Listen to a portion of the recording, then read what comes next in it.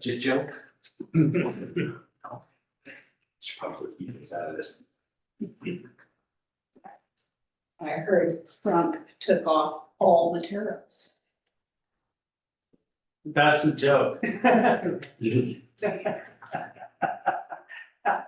Had someone landed it, almost landed it. Yeah. So I thought so. Well, that's good. I got it.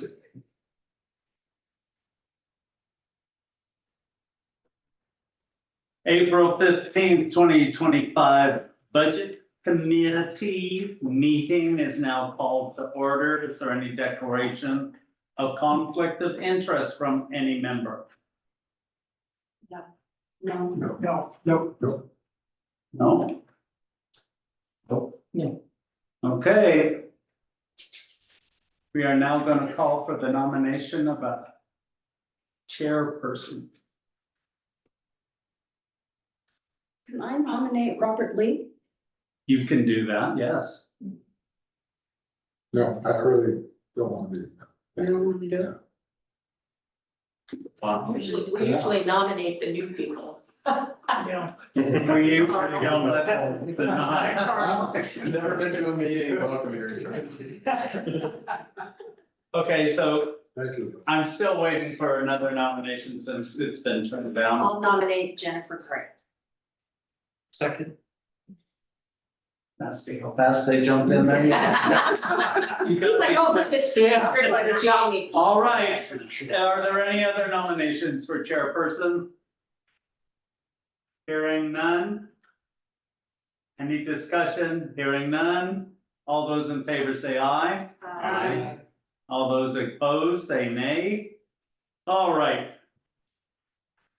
Are you abstaining on Jennifer? I'm abstaining. you can vote for yourself. I mean, it's not narcissistic. No. Yes. Abstain. Okay, so here's your, oh, you got one. I've got one. You have something. He said that. All right. I call for nominations for a recorder. This is not a hard job. No. So work with Justine. It's a treat. I'll nominate Kurt. I'll second that. Is there any discussion? All those in favor? Aye. Aye. Opposed? Wow, you hang around long enough. Are you abstaining?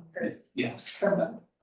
And just so you know, what usually ends up happening is I prepare minutes and then I give them to you to proof and look over first before they go to the budget committee. Wonderful, because I know you're a great note taker. That's your obligation. It's a professional. Yeah. Beats the heck out of chairperson. Yeah. Next on our agenda is to receive the budget message, document, and narrative, and I believe now I turn it over to you, Justine. We do have a new member, and two returning, which we thank them for coming back. Carl Lee is our new member, and I did meet with him a little bit and went over the process, so he gets to hear it once, and then 2 weeks later gets to hear it again, so. Welcome. A couple just general, like I said, housekeeping things. I wanted to remind everybody, I had sent out an email originally before I had taken the Oregon Government Ethics Commission public meeting law class. And so when I sent the email out to everybody, I had put that it was an optional class. It actually is a mandatory class for the budget committee, because the budget committee does meet, does have a public meeting, does have minutes, votes, and makes a recommendation to the council. So unfortunately, within the life of your term, you will need to take the class. It is,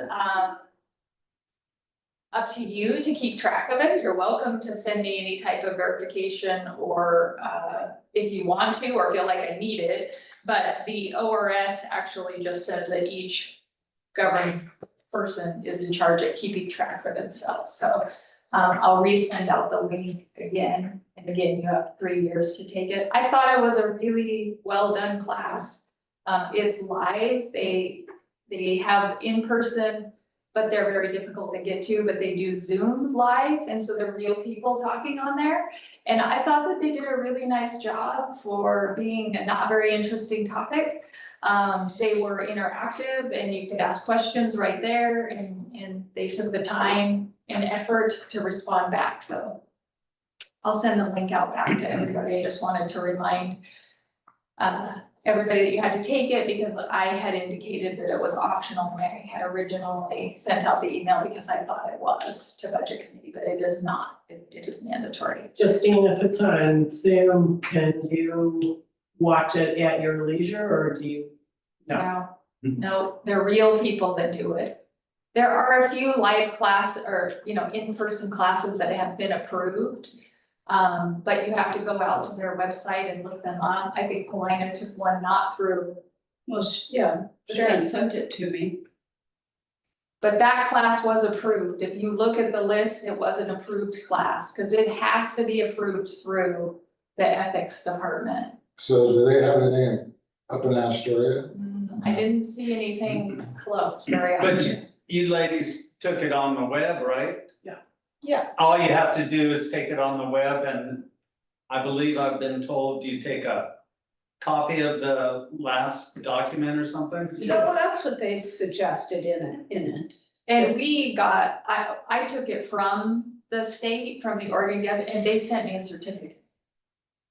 An email certificate, but a screen print would be fine. And I looked, their class was approved.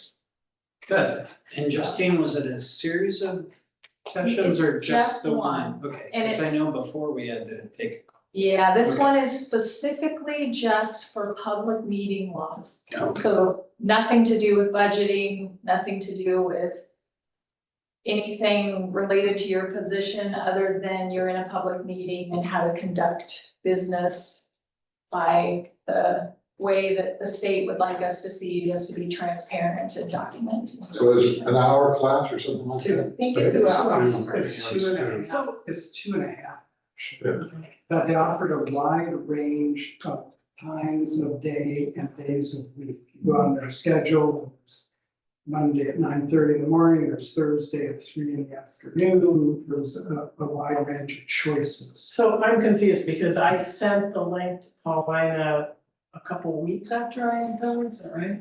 Approximately, and she was able to do it whenever she wanted. Well, that could be because that's an approved class. Okay. Right, it was from an attorney's firm, but they made a big point of saying it was an approved class at the beginning of the class. Right, well, The one we're talking about comes directly from the OGEC, the Oregon Government Ethics. ethics, Government Ethics Commission. correct. They present the class.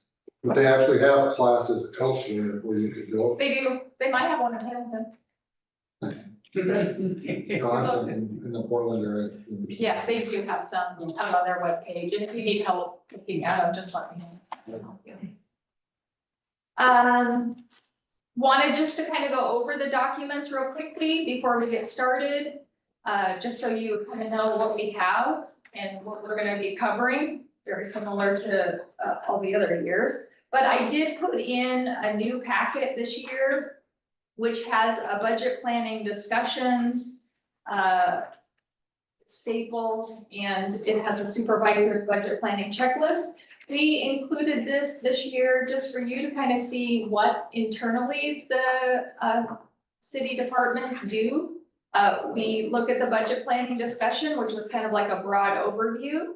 And this year we added on page 2, we added a capital replacement process so that we can start as a city looking at our capital assets and trying to plan out schedules and timelines and things that will help us know when we should be replacing items. So that was new to the city. We hadn't done that. It was more informally, just each department, but it's, we're gonna try to make it a little bit more formalized.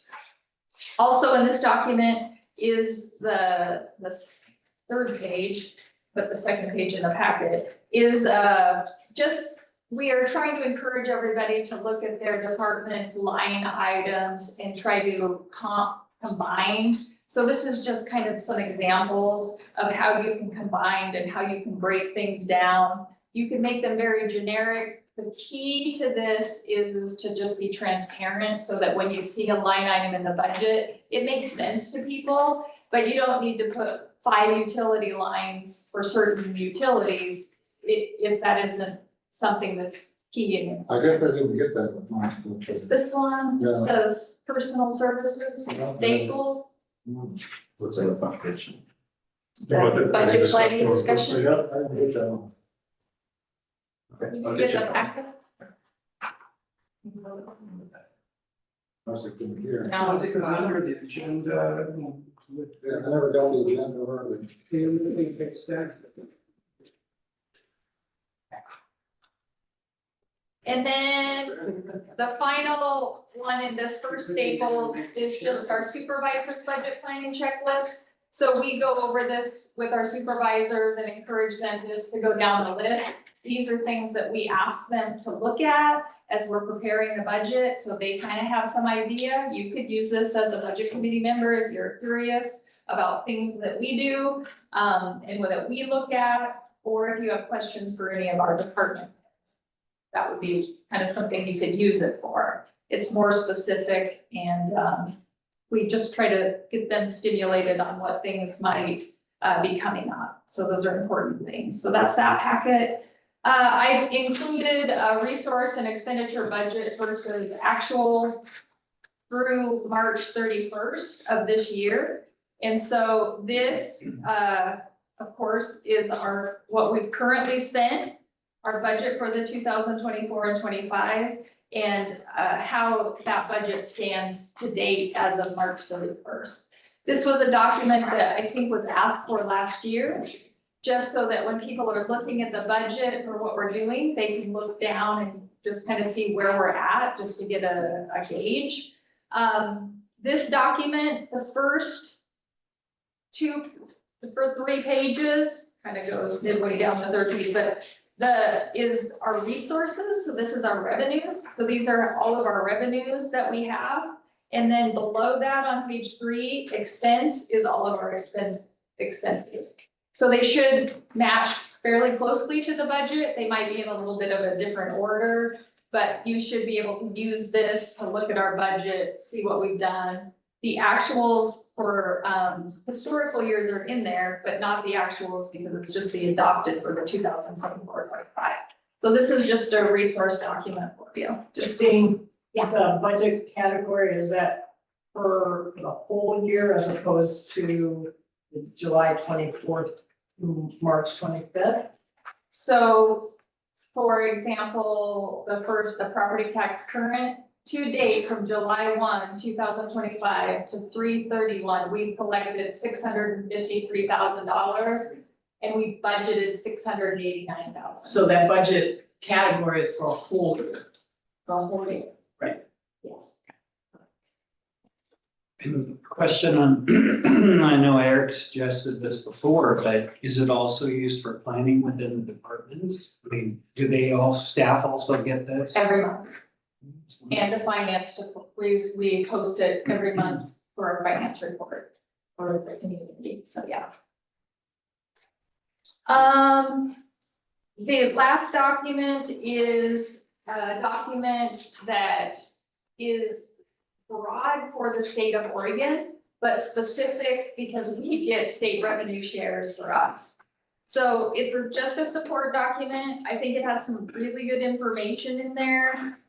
When you're looking at it, just remember that when you're looking at it, you're looking at overall trends for the state of Oregon, and your heart specific has to do with what our population is. And so this particular document shows us, if you look in the back at our population estimate at 1903, So all of our revenue will be based off of $1,903 this coming year in 2005. People, I'm sorry. 1,903 people. People, yes, whereas last year it was 1,933. So even though they say revenue is going up, when they show their little cute arrow and it says, oh, this revenue is going up, there means statewide marijuana is going up, but it doesn't mean necessarily Gerhardt's going up because our population is they're going down. So just take that into consideration when you're looking at it.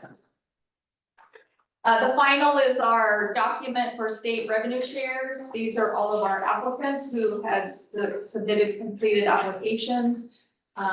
Look these over. I put a sheet in there that kind of says what this is and what you need to do.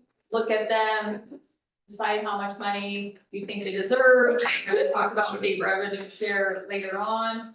But this process is not different than any other process. It's new to Carl. So Carl, we have a state revenue share fund that we receive funds for. And the city in the past has allowed organizations, mainly nonprofit, to request funds for grant activities. And these are those grants.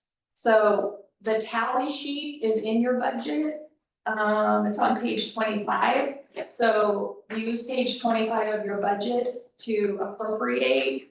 And again, we'll talk about that a little bit more when we get there. And then we have our budget narrative and we have the budget document. So the narrative is what I'm going to be going over in conjunction with the budget document tonight.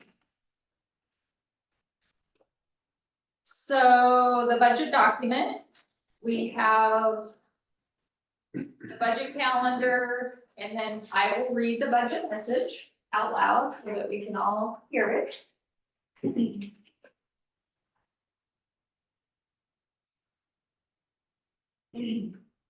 Gerhardt continues to have stable revenue sources, but they are being outpaced by increasing operating costs. Although the general fund shows growth, this is misleading. City staff had to reduce allocations to balance the budget and are being forced to start thinking creatively about how to serve the community with inadequate resource levels. The city's resource shortfall situation will only perpetuate. Oregon's property tax system restricts the growth of assessed values. There are restrictions that forbid growth on short-term rentals. There are discrepancies with Gerhardt's population estimates, and there are limited amounts of property for development. Priorities like contributing to the city's reserve funds, providing adequate staffing levels, and enhancing programs will have to be sidelined to maintain current service levels. 3 significant points with the general fund resources are the decreased beginning fund balance, potential refund credits, or PRCs, announced by the Clatsop County Assessor's Office, and an interfund loan of $300,000. The general fund beginning fund balance shows a significant decrease, which was anticipated due to the American Rescue Plan grant award, which in the general fund we had put $230,000, expiring and being transferred, as well as increasing operating costs. Although the beginning fund balance is not critically low, ideally there would be enough money to cover operating expenses until the city's property tax revenue starts coming in. At this point, the Clatsop County Assessor's Office has notified all taxing districts that they are anticipating PRC revenue holdbacks for Georgia Pacific WANA, Pacific Core, and Charter Communication. As per ORS 305-286, this is a quote, whenever any property value or claims for exemption or cancellation of a property tax assessment is appealed, if the dollar amount is disputed exceeds $1 million, the assessor of the county in which the property is located may order the officer in charge of the assessments and tax rolls to issue a potential refund credit. These PRC funds are held until the final resolution of the appeal. So those 3 appeals, Gerhardt's portion of the property tax revenue holdback in the general fund is estimated at $38,394.72. That's pretty significant for us.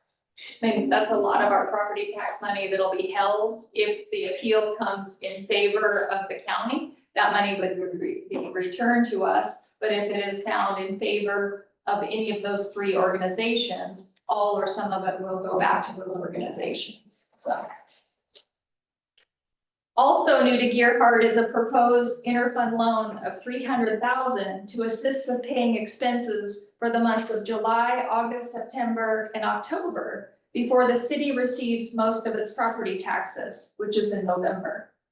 This resource, coupled with the offsetting debt service expenditures and non-departmental, created the perception of growth in the overall general fund budget.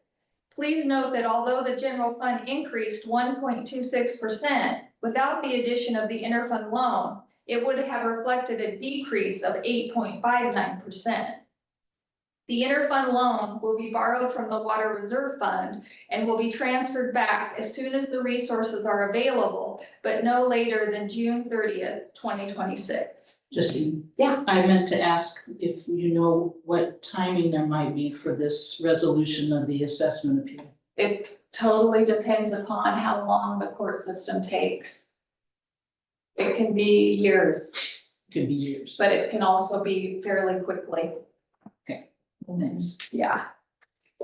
Fortunately, the city will be seeing a significant decrease in the debt service fund. The final payment on one of the water treatment general obligation bonds ended in March of 2025, which leaves only one series of bond payments. This will substantially reduce the amount of taxes imposed on Gearhart property owners. The rate is estimated to drop from 0.9371 to 0.4054 per thousand of assessed value. So you'll see a significant drop in your, well, you should, in your property tax for Gearhart's portion of the general obligation bond being upheld. Under Oregon budget law, the city is required to close any anticipated gaps to balance the proposed budget for the new fiscal year. Department heads were brought together to problem solve with the primary goal of continuing to provide all services at the same level. City staff are proposing to reallocate general fund, police department, community care services to state revenue sharing, materials and services. To reallocate general fund, non-departmental street lights to state street materials and services. To reallocate general fund, non-departmental beach access maintenance to the Gearhart Road District, materials and services. To reallocate general fund, non-departmental operating repair material service to state revenue sharing, materials and services, which provides centralized temporary restroom access. To temporarily discontinue all general fund transfers and allocate some to state revenue sharing transfers, and to reallocate a portion of expenditures that support dog disposable waste bags in the general fund, parks department, parks maintenance and repair to state revenue sharing, materials and services. City staff are aware of the impacts of adjusting state revenue sharing fund expenditure allocations. Community partners are important and provide valuable services. However, the city was forced to explore alternative resources to provide the same level of city services. There was emphasis on relocating services that provided non-essential community amenities, like the dog disposal waste bags and centrally located access to a public porta potty, while still providing allocations for community grant awards. For historical reference, the number of budgeted organizational grant awards were for 16-17, we gave 5 awards for $14,000. In 17-18, 3 awards for $7,100. In 18-19, 3 awards for $9,100. In 19-20, 9 awards for $24,100. 20-21, 14 awards for $29,000, 21-22, 14 awards for $35,300, 22-23, 13 awards for $38,300, 23-24, 15 awards for $40,000, and 2024-25 14 awards for $45,300. The other proposed allocation change in the state revenue sharing fund was to support the city's reserve funds. All transfers but one were eliminated in the general fund due to financial constraints. Although reserve funds have been essential in ensuring that there are resources available when there are emergencies or failures of expensive items, they are not a requirement. The three transfers being proposed from the state revenue sharing fund are the police car reserve, fire apparatus equipment reserve, and the building reserve. Although the transfer amounts are minimal, they will continue efforts to increase the reserves. Increasing reserve funds in a small rural community can be difficult because of our limited revenue sources. The water operating fund is starting to gain financial stability. With a series of rate increases coupled with conservation blocking and newly implemented fees, the fund is on a solid financial pathway. Unfortunately, operating costs continue to rise and there is financial uncertainty over potential impacts relating to tariffs. Maybe not. This budget has been prepared with a 5.37% increase on the base water rates effective July 21, 2025. Earhart's building fund will need to be monitored, and a $10,000 general fund transfer has been appropriated to allow the city to provide a financial safety net. Because the building department was required to be moved out of the general fund, it now relies on being independently solvent. Last year, the fund was stable with a small ending fund balance. This year, however, the building fund has struggled to meet operating expenses. If there continues to be reduced activity in the building department, a reevaluation of staff time being charged to this fund may need to be done. The city council has committed themselves to fully investigating the need of a public safety building. They have been doing their due diligence to get input from all vested stakeholders. During this informational gathering process, professional expertise has been required. At this point, there is no official determination whether or not the council will proceed with a general obligation bond measure, asking the voters if they support a new public safety building.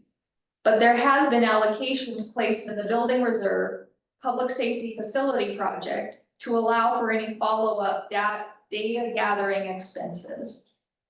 The city of Earhart is not alone among cities in Oregon facing similar financial challenges.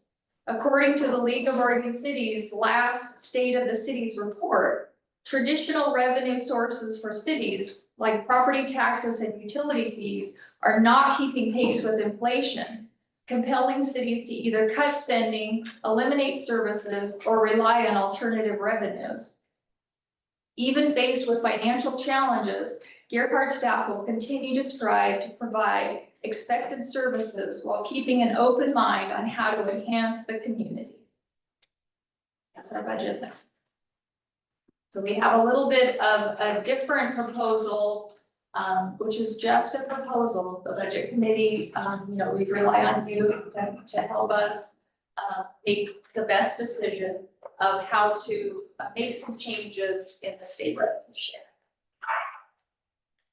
So we'll go through the budget narrative. I don't think I need to read the first page. The budget document is a financial document that we use. I use it all the time, almost every day. Our department heads use it on a regular basis to make sure that we're in compliance and that we kind of have a gauge of where we are in spending money. We do have 5 different types of funds. We have the general fund, which is our largest fund. We have the debt service fund, which goes to pay for general obligation bonds. We have our enterprise funds, which are ones that are treated like businesses. So there are water operating and water reserve funds. We have our special funds, which have legally restricted revenues. So you have to use the revenues and you have to document those revenues specifically, so that for transparency and accountability. Those are our building fund, our bench fund, our state revenue sharing fund, our state street fund, and public works equipment reserve fund, and our Gerhart Road District Fund. Those are classified as special funds. And then our capital project funds, which are police car reserve, fire apparatus and equipment reserve fund, hazardous mitigation fund, and our building reserve fund. So those are our primary funds that we have listed in an accounting category.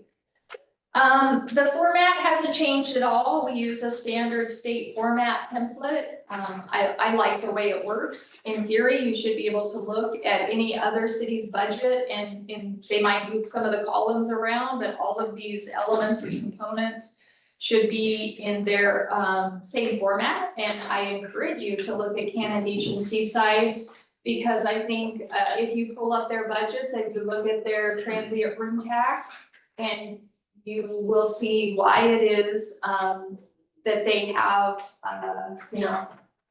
24-hour, 7-day-a-week police forces and many more paid firefighters. They have access to millions of dollars because of their transient room tax. So I think that's valuable because everybody wants us to compare. And I know there's nothing wrong with comparing us to other cities. The problem is they have different revenue sources than we do. And not good or bad, it's just the way it is. And it's something that has to be looked at when you think about, well, why can't we just hire more people? Or why can't we just do this or that? Well, they're doing it because they have a different revenue source that they have access to. So I'm only gonna cover things that I think are new or interesting or have changed. I'm not gonna cover everything throughout the budget. I wanna talk about specifically a few generic things that affect every portion of the budget in the personnel category, because I don't wanna talk about it every single time about workers' comp or unemployment when it increased the same throughout the entire document. So the city of Gerhart is budgeting a 2.5% cost of living COLA increase with an anniversary step when applicable. We have a 7-year steps category, salary schedule. And so it'll be 2.5, and then on somebody's anniversary date, it could potentially be that step is a 5% step, which is the established 2025 COLA by the Social Security Administration and sanctioned in the employee handbook. Workers' compensation rates have been increased by a projected 5%. Please note that it appears to be a decrease in workers' comp in the budget. So if you're looking specifically at the approved column, specifically compared to the proposed column, it looks like there's a significant decrease. What I will tell you is that when we put the budget together, the rates we didn't know the safe rates, our workers' comp carrier. And so those rates came in lower, the actual premium costs than what we budgeted. So we didn't have to pay as much, but we did have it in the budget. It looks higher. Gerhart moved to a new workers' comp carrier a few years ago. So we used to be, CIS used to have an internal workers' comp, our liability insurance and medical insurance carrier, and they have contracted out, and SAFE is now our carrier, which has been a really good thing because SAFE usually gives a dividend or a premium back. And so we now are able to take advantage of that. And we don't have a lot of historical we don't have a lot of historical data with them. So they're cautious because workers' comp has a modifier, for how many accidents you have, how many payouts you have. So we're still in the beginning phases of establishing that. So hopefully that will continue to drop because we don't have a lot of accidents here either. Retirement, the city of Gerhart participates in the Public Employee Retirement System, or PERS, to provide a retirement plan for employees. There are 3 separate employer rates. There's the tier 1, tier 2, the OPSERP, and the OPSERP Police and Fire. which the employer contributes a percentage of all employee salaries to. Each benefit program has a different assigned employer rate that is determined by the PERS board, which is done every biennium. So an independent third-party company, we use an actuarial list called McMillan's. They look at Gearhart specific data, compare it to PERS specific data, and they do an actuarial that then sets our rates for 2 years. So it's specific to Gearhart. The mandated employer rates effective July 1 will increase for a tier 1 and tier 2 by 2.4%, so it'll go to 27.50%. Officer to 5.49, it'll increase 5.49% to 23.71%, and officer, police and fire by 5.97 to 28.98. The significant thing, other than those are pretty large increases when you consider that's every single dollar of personnel that we spend for our employees, it goes up that much. The significant thing is that this is the first time that officer, fire, and police that a PERS rate will be higher than tier 1, tier 2.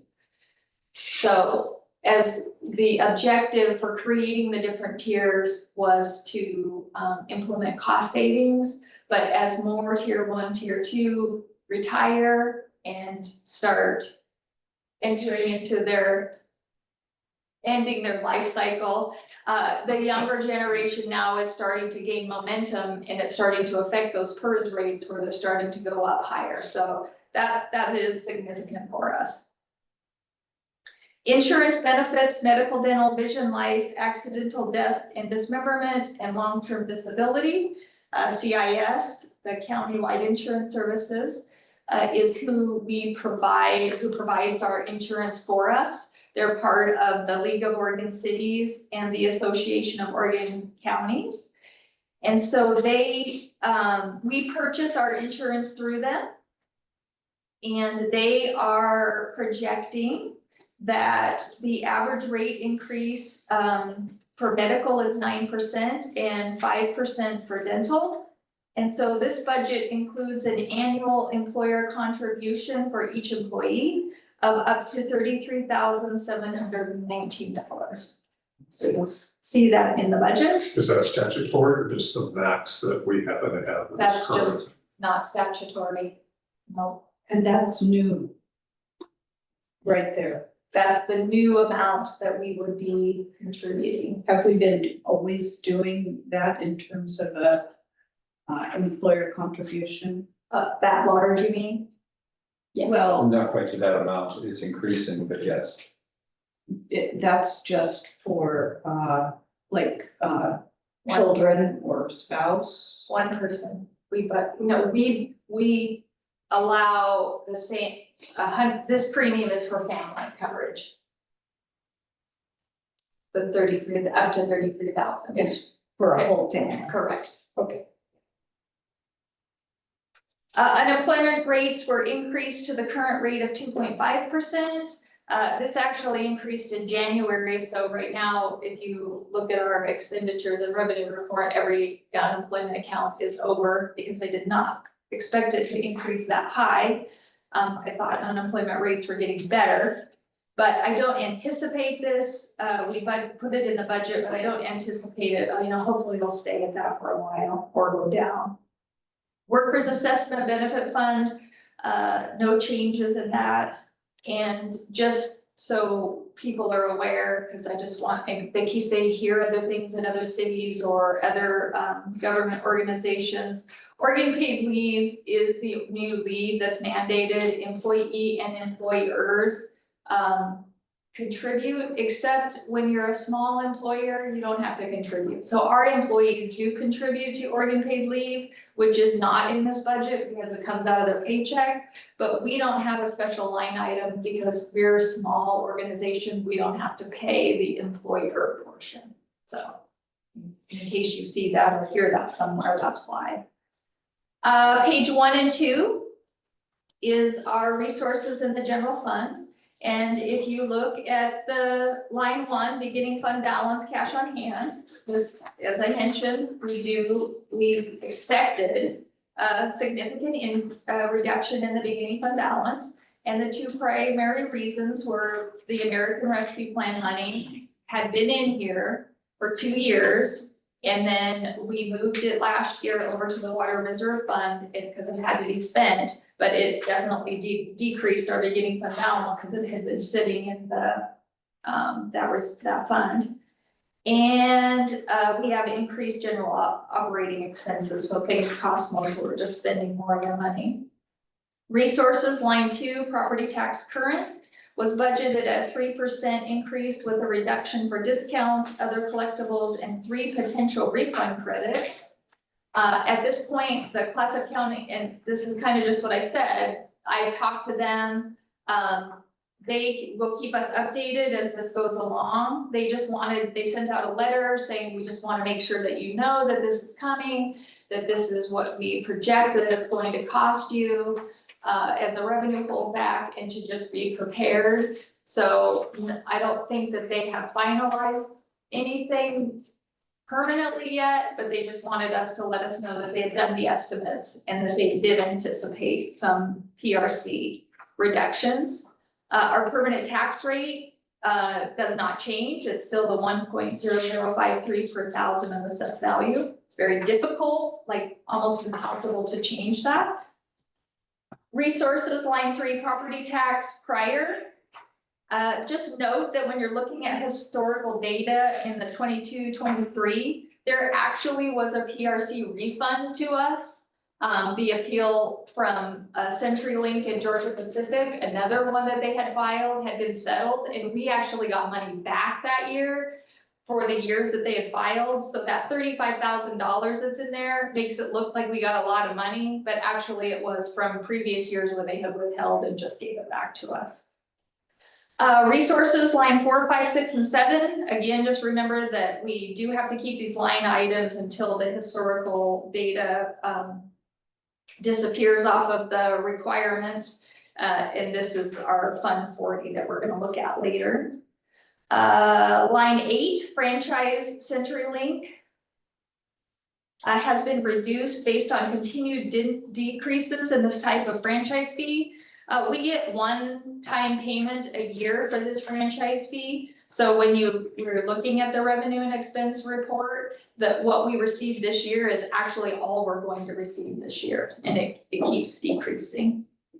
Resources, line 10, franchise, Northwest Natural Gas will be reduced based on current collection amounts. Again, Northwest Natural Gas is one that we get once a year.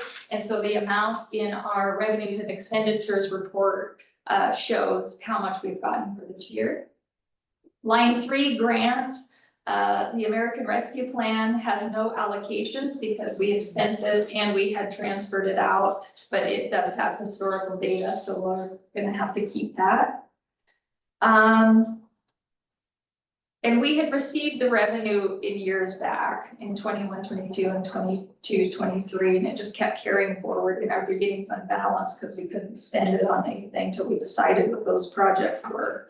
Christine, Yeah. can you explain to me again what the franchise fee is? Why are these agencies or companies paying us money? So that's for the use of our property. Oh, So lines, okay, things, okay. they have to pay. It's pretty much a mandated, it's not really a negotiation thing because we tried to do that. But our attorney told us they're pretty much set by statute of how much you can charge.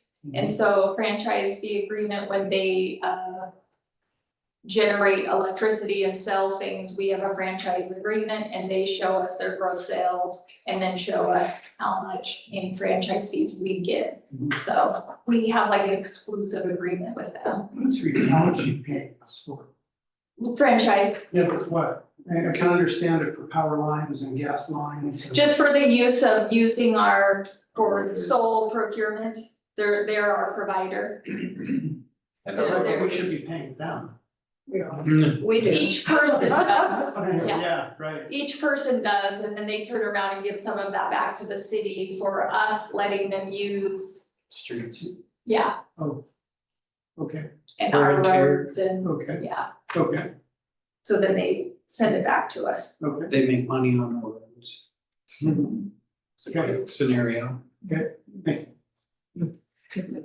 Resources, line 14, grant fire staffing continues to be a regular revenue stream and is anticipated for the next fiscal year. I don't think we've heard whether or not, have we? Oh, we did. Excellent. So we do have it. Excellent. So, we keep continuously receiving this, so we would normally not, put just a one-time grant in there, but, Josh is on top of it and gets everything submitted, so we, have created a line item for it and expenditure line so we can track it real clearly. Is that a state grant? It's from the Oregon State Fire Marshal's Office of Atkins State.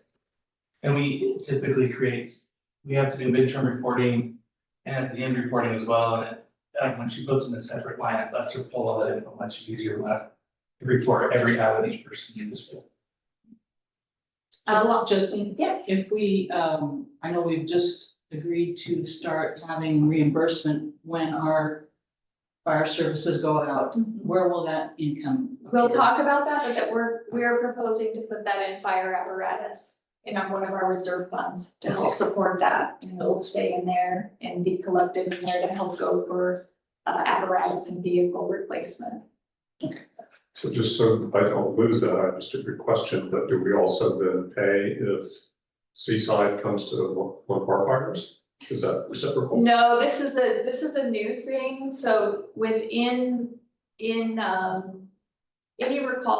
call, it's called cost recovery.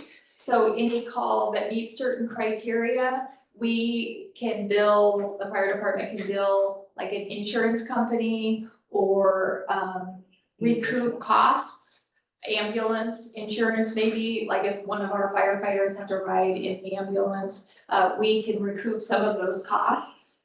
Not mutual aid, Okay. what you're referring That's what I to was is thinking. mutual aid, yeah, and we have agreements, so we don't charge each other. Which is why I'm surprised. Right, Okay. this is something different, yeah. Okay. It's new to us too, so I'm no expert on it. Resources line 15, restricted resources. Grants, restricted resources have been allocated. This allows the city a convenient way to accept any future grants awards. So this 125,000 doesn't mean that we have 125,000 grants accepted. It means that our staff can apply for a grant up to 125,000, and we have a revenue line that would allow us to accept those funds. So if it was $50, historical data shows a $2,000 grant that we got for something that year. It just allows us to accept it without having to get back together as a committee and put appropriations in for it. So the offsetting to this, you'll see later on in the budget in non-departmental for that same amount. So a resource and an expenditure, and they basically just cross themselves out. Is that grants across all departments? All general fund, so police, fire, correct, yes. So basically it is, well, water would be different. Cause they have their own operating fund. It would only be general fund. Resources, line 16, interest. I don't know where to go with this. I have reduced it, and according to the state's last revenue forecast, economic activity will be highly vulnerable to national priorities relating to tariffs, immigration, and federal expenditures. So I'm just not sure where interest is going to go, so I've just lowered it a little bit. Resources, line 18, conflag mobilization, allocations, are resources reimbursed by the state of Oregon for Gearhart firefighters and equipment that are deployed to wildfire incidences. Are we caught up on that? We are. Yes, Josh does an amazing, Chief Comer does an awesome job at getting those reimbursements in. No fault to his own, they're slow. But we have received all of the funds. Great. But we pay it out in July, August, September. We don't get it back until January, February-ish. So it does take a while. So we have to float that money until we get it back. Okay. Thanks. Line 20, other fines and forfeitures will remain the same, but higher than historical actuals. This resource accounts for the city's portion of the fines collected by Gerhart Municipal Court. So when our police department or we collect funds, it goes into a holding account. And then when we have a court, the judge disseminates out all the fees that are actually collected. And then our court clerk does a spreadsheet, and we recoup some of the cost, we send some of the cost to Clatsop County, and we send some of the revenue collected to the state of Oregon. So that's that line item. We're hoping that revenue, since we have 3 staff members, we're hoping that increases. Resources, line 21, other, the Gerhart Rural Fire Protection District has an agreement, which is currently in the renewal process, with the Gerhart Fire Department to provide fire protection, prevention, suppression aid, and emergency medical response for their taxing district. So once you pretty much, go beyond Delray Beach Road, you enter into the rural fire district. They do not pay City of Gerhart tax, they pay their own taxes to the Gerhart Rural Fire District. And then in turn, we have an agreement that they write a check back to us. So we're hoping to increase that this year, but we are in negotiations, so there's no guarantee that we'll see all of that money. Resources, line 26, other interfund loan. Water resources have been added with appropriation, water reserve funds that we're gonna transfer from there. So we're just gonna borrow it from them, just for a couple months, because we have money in there. Otherwise, we would have to get an operating loan and pay interest. And at this point, we could just borrow it for a couple months until we get our property tax, and then we'll just pay them back, water funds.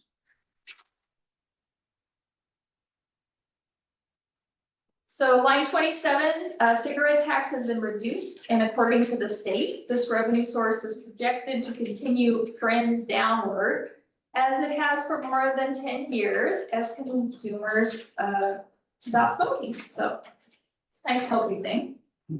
Line 29, marijuana tax. Oh, just what I wanted to kind of say about the cigarette tax and the marijuana tax. It's not for the revenue that we receive from the state is not for Dollar General selling cigarettes. It's all of the cigarette tax that goes to the state of Oregon. The state of Oregon runs it through a calculation based on our calculation numbers, and we get a portion of that. So you could literally have no cigarettes sold in your town, and yet you would still get the cigarette tax. So just. Does it include things like vaping products? I don't think vaping was included. Don't think so. I think it's kind of like the telephone thing where telephone, CenturyLink, internet isn't included. Just the old school phone line, which hardly anybody has anymore. Resources line 29 tax, marijuana tax has been adjusted. This one, based on anticipated collections, the amount has been reduced. The city does have voter approved taxes that we implement on our 2 local marijuana shops. So we do implement a local tax, and they have to file quarterly and pay us. But the state also implements a tax. And so we get a check from the state as well as from our local and they're not performing as strongly as they have in previous years. Does that mean their sales are down? Yes, they are, both of them. Are there too many shops around? A good question. Things changing lifestyle since Sure. COVID. Could be. If you look at that, People spend more hours It's gone working up, and so not people able make to more. do recreational things. Line 31 transient room tax continues to be a beneficial resource for us. And it has been stable and steady. If you look at the historical, it's very close. And when we were looking like in January and February, it was almost exactly, it was like within $500 of what it was before. So it just continues to kind of hover there, which is great, but it's not really helping us pay PERS, so. Good question on that, though. I mean, we've read articles lately about other cities on the coast seeing a downturn in people visiting the area. I mean, have we seen that? We have not seen that, and it could be because we don't have such a large, Thanks. yeah, of those We have a- types. Premium location. Right. Yes. Well, how does this stay pretty close when we're increasing the amount of short-term rentals? Our short-term rentals, although valuable, they're not where we make most of our money. Most of our money is from minimums, you know, the larger Gerhardt by the Sea, some of our larger, more profitable places. Some of the short-term rentals may only bring in $86 because they want to keep their permit. They don't wanna lose it, but they're not really interested in necessarily aggressively renting it out. There are some profitable ones, but not like our larger businesses. Average daily rates and revenue per available room is up because most of these businesses are also trying to cover their costs with the cost increases. So the rate's going up and we see tax revenue from that as well. Overall, the general fund resources show an increase of $42,833 or 1.43%. And again, I put $300,000 in here as a loan, so if you subtract that out, it's not really a revenue, which then actually shows that we decreased. Because if you take 300,000 away, it goes below what was budgeted last year. Page 3 and 4. Administrative, this fund supports all of our departments in the general fund, so we have some things that we can't divide out easily, and so those things that we put in the administrative department did pay. Personnel services expenditures, there's nothing that has significantly changed in there this year. Materials and services, line 16, legal services have decreased. The city plans to continue a retainer agreement with the city attorney, which eliminates invoice fluctuations. Materials and services, line 17, consumable supplies has been reduced. Materials and services, line 18, printing and advertising has been reduced. Materials and services, line 19, telephone has been reduced.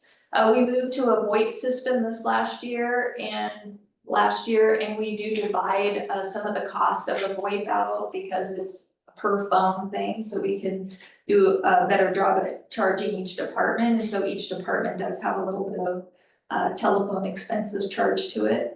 Materials and services, line 20, utilities has increased. Materials and services, line 22, materials and consumable supplies. This had been combined before, so it'll drop off when the historical data is not required anymore. Materials and services, line 23, insurance. This is CIS, and it's our property liability and auto has been increased. This covers all of the general fund, this premium, and except the water. The water fund, we charge separately, and according to the preliminary rate information released by CAS, they are anticipating a 3.4 overall increase in property and liability, a 1.6% increase in general and auto liability, and a 5.3% increase in property and auto physical damage. I believe that is all from their cost increases. It's not on the performance of the city of Bureau. Correct. We've been pretty good at staying out of trouble. Yeah, it's a cold release. Materials and services, line 24, city hall maintenance has been decreased. Materials and services, line 25, purchase services has been reduced. This supports things like our janitorial service here at City Hall. We have a window washing company that comes occasionally, not a lot, yard maintenance. Historical data in 22 and 23 makes this look really high, but we did a special project where we had them help us with our employee handbook and some job description information, and so it was charged there. so it looks high, but it was for a specific reason. Materials and services, line 26, election expense has been decreased. Materials and services, line 28, office machine maintenance has increased. Materials and services, line 29, elected official expenses provides the city council and mayor an opportunity for professional development, reasonable reimbursements, and our community outreach. Line 30, technology, software, hardware has been increased. I kind of listed some of the things we have there, that we use it for almost every single month, that we have some form of charge to. Line 31, fuel and vehicle allocations have been eliminated. This was originally for a vehicle that we were thinking that we might use for code enforcement. It's sitting over there with the word Gerhard on the side of it. And for official city travel business, but really, the fire department has been using it the most. And so they use their fuel cards. So we haven't really had a need for it, so we pulled it out of there. Materials and services, line 32, payroll processing fee has been slightly increased. We use Intuit QuickBooks, and I do the payroll, but they help us with direct deposit and our W-2 filings. So we pay them on a monthly basis. Expenditures, line 33, dues and fees have been reduced. This is primarily for a credit card machine and our bank fees and an LOC annual membership dues in there. And again, in 22-23, it was when the building department was still in there, and we used our Visa machine a lot more when the building department was there. And so it's really dropped off since then. So we don't spend as much on our Visa machine there. Overall, the administrative department's expenditures increased $20,646.70, or 3.18%. Building department, I'm gonna talk about that, just in there for historical data. Page 6, the police department, personal services, line 3, police officers. Just make sure that when you're looking at it, note that for historical reference, the city had an open, unfilled position in the 22-23. So it looks really low, but we actually didn't have a staff member in there. Personal services, line 4, salary. Overtime has been reduced. As of part of the necessary budget reductions, the police chief reduced overtime. The hope is that with 3 police staff working full-time and the Clatsop County staff's continued support, overtime hours can be reduced. Down in the expenditures, materials and supplies, legal services, you will not see it on here because it's been deleted, because we had taken it out and there was no historical data. Materials and services, line 14, consumable supplies and materials have been reduced. Again, many of the things we buy, like paper clips and Post-it notes, we don't actually charge to them. It would be something specific that they needed or wanted that we would charge to their consumable line. Materials and supplies, line 17, fuel and vehicle has been reduced based on current and historical usage. Expenditures, line 18, radio maintenance has no allocations. It was reduced on purpose because they just didn't think they would have any need next year. If something came up, they have, consumables that they might be able to spend it, or PD investigation, we would find something, but they didn't have any specific things. Materials and services, line 19, professional development has been decreased. Materials and supplies, educational materials, you will not see in here. They still have access to educational materials through their consumable supplies, their professional development, and or their technology and software, but we took that line item out. Materials and supplies, line 20 has been decreased. Materials and supplies, line 22, purchase services has been decreased. Police staff anticipate the need to continue a cooperative agreement with the Clatsop County Sheriff's Office. We're not going to change that. This account also provided support to continue working with Lexipol to keep public safety policies updated and compliant, as well as access to training. Materials and services, line 23, community care, has no allocations that have been moved to the state revenue sharing fund. And so overall, the police department expenditures increased 16,874 or 2.33%. Page 7 and 8, the fire department, personnel services, line 3. Division chief training operations was adjusted last budget cycle to maintain a competitive wage and align salaries between city positions. Historical data in the 23-24 represents a gap in employment, so we had one person leave and there was a gap that we didn't have anybody working there, so it looks exceptional. It looks lower than normal, but it was due to not paying anybody. Personnel services, line 4, salary, part-time labor has been reduced, which is primarily due to the fire staffing grant that has been received the last few years. Historical data shows that the grant has provided a reduction opportunity in this line item. So if you look back, they traditionally had used this to cover during the summer months, and now they had the flexibility to be able to use that staffing grant to not only get more coverage, but to save our line item there. Personnel services, line 6, the conflag mobilization labor, and line 7, the overtime. These expenditures are supported by the general fund resources, but as a reimbursement expense. And so we collect the revenue and then we have the expenditure. So in all reality, they kind of cross each other off, but we have to put them in both places so that we have a place to track them. And I did move around just based on historical data. It tends to be more overtime that we're using, and so it's the same dollar amount, I just moved it around. Just to use as wildfire? This is wildfire. Okay. Well, it's wildfire, but it could be things like helping with the coast. Okay. The county might request mobilization for the day at certain points, and so we've gotten some reimbursement, so it's primarily wildfire, but it could be other things. Okay. Materials and services line,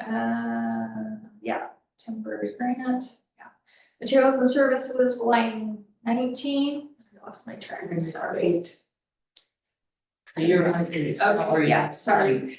These allocations are offset with revenue received by grant, same thing, this is 35,000, we showed the revenue, it's only 28.5.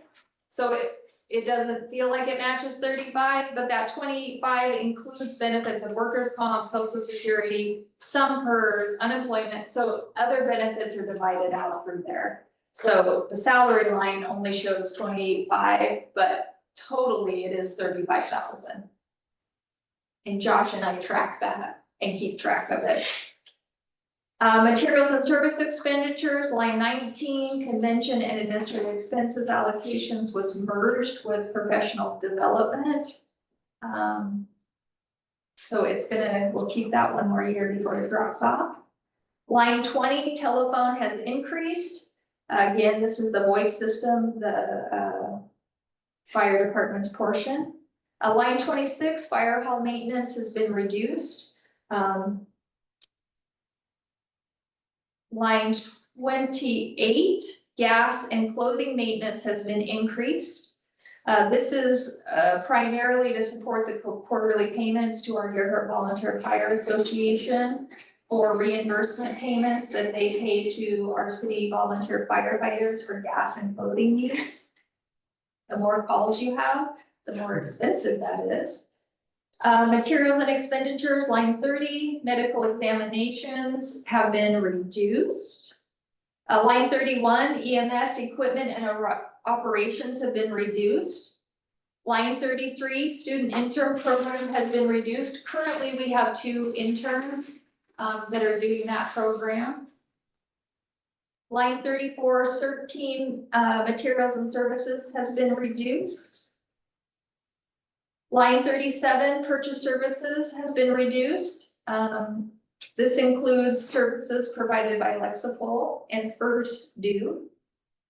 Capital outlay, line 41, has been reduced. So overall, the fire department's expenditures increased $23,158.66, or 2.52%.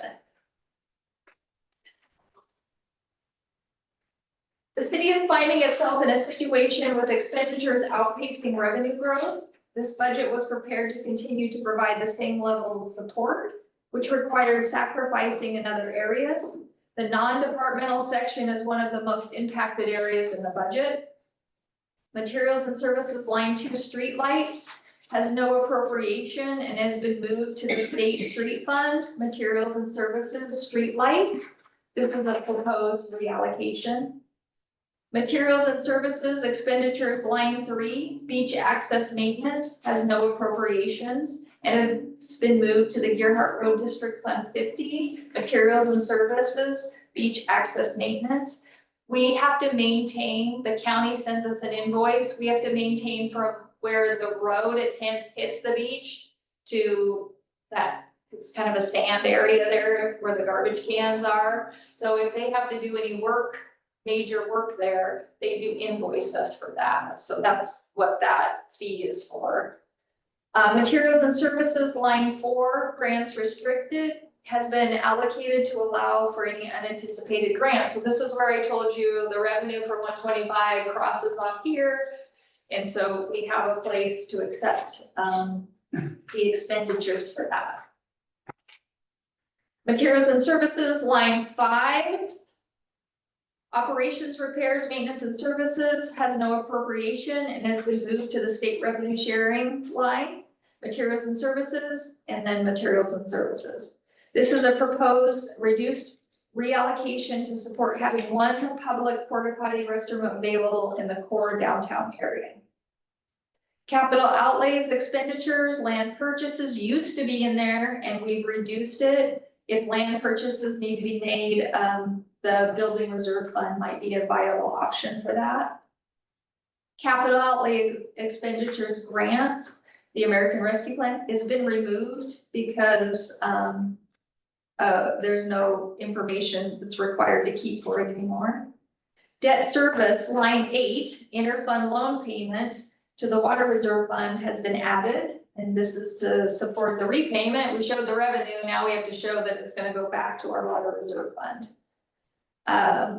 Lines 11 through 17, transfers are essential. However, due to supporting general fund programs and services, concessions had to be made to prepare a balanced budget. There have been a new transfer added.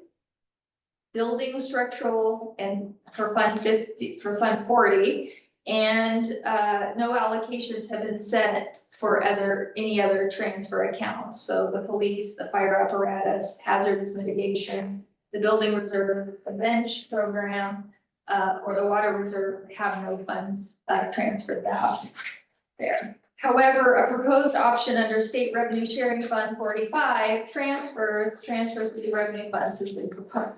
So we'll get to that one, look at state revenue sharing.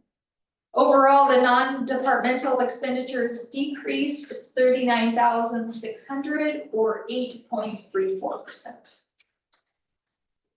Page 10, municipal court. Line 11 shows 0.10, and just as a reminder, we have one FTE who she does 0.10 court, 0.45 planning, and 0.45 building.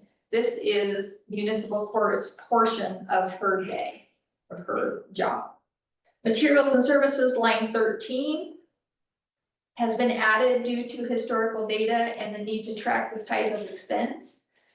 Because there is consistent need to send information through the USPS, appropriations have been made. Materials and services, printing and advertising, and prosecution fees were deleted.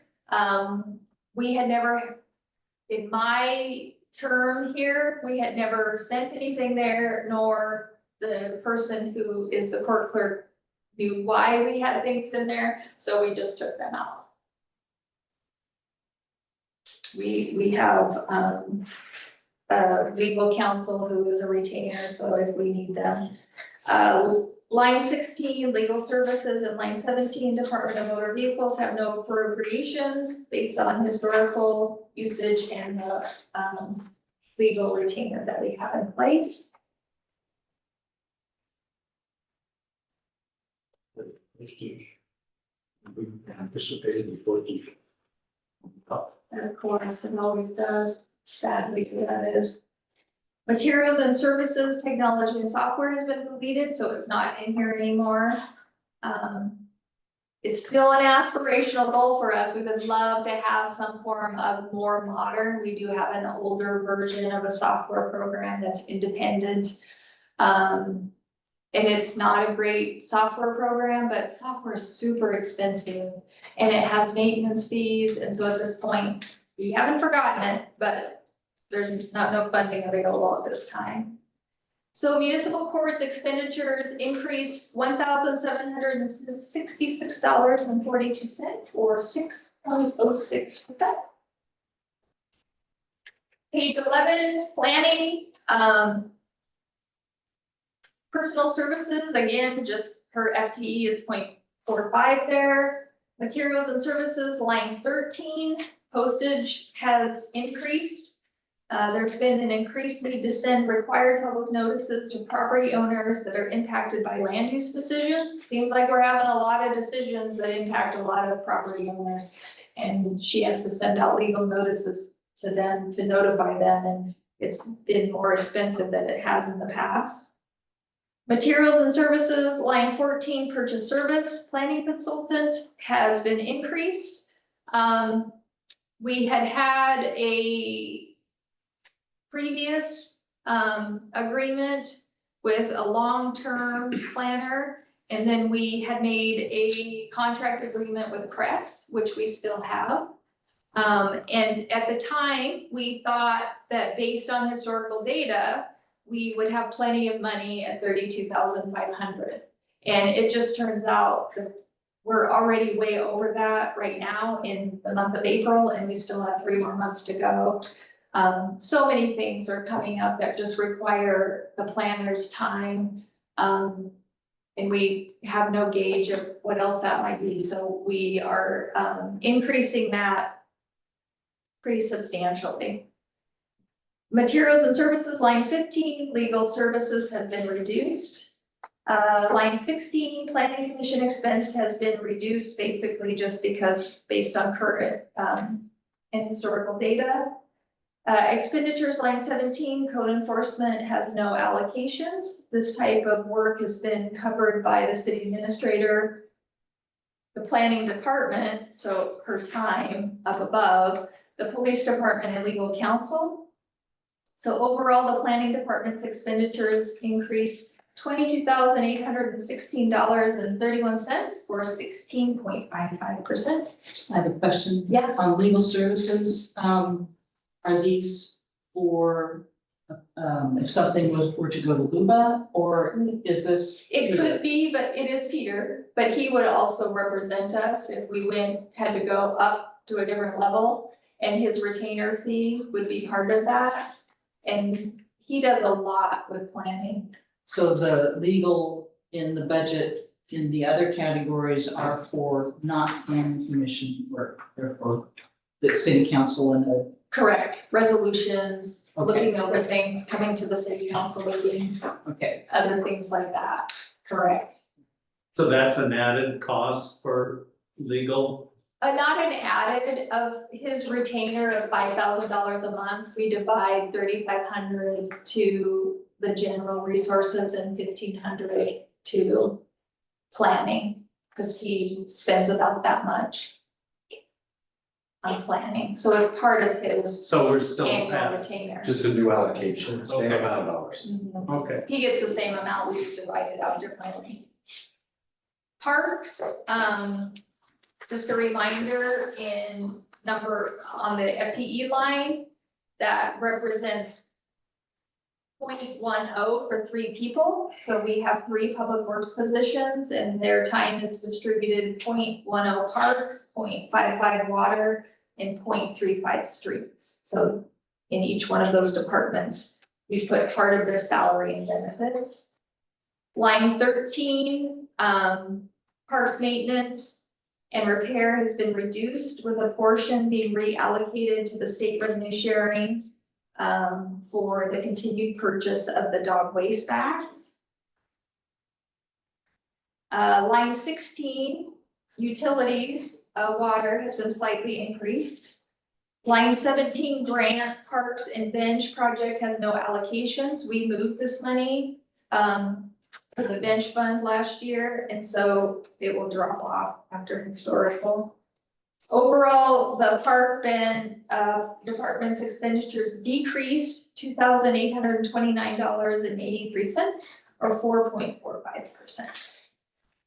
The next two line items or the pages are just summaries, so you're welcome to look at those and just kind of look at the graphs. When you're looking at the fire department, I just ask that you remember that they have conflag in there, so it looks like their piece of the pie is really big. But just remember that they have expenditures for conflag and fire staffing grant, so it makes their piece look really big. And some of that is money that they get in offsets and revenue, so. Page 15, debt service. Line 1, the beginning fund balance, cash on hand, accommodates for anticipated debt service payments that are needed in September of 2025. So when September rolls over, we need to make sure we have that money in the fund.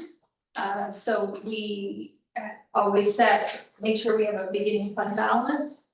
Historical data represents savings from a 2021 refunding project. So we had imposed taxes and the refunding took longer than we thought. So we had a pretty large credit, which we gave back to the taxpayers in 22 and 23 and 23 and 24, but that is now all gone. So we should be back on track for imposing just what's on our schedule. Line 2, property tax, current has been significantly reduced to the 2015 refunding of the Gerhardt City 2005 bond being paid off. So you can see that we went from 748,000 projected to 315,000. So it's going to make a pretty substantial decrease for us. We did take off bond proceeds and bond premiums because they have expired out and we don't need to keep that information in the budget document anymore.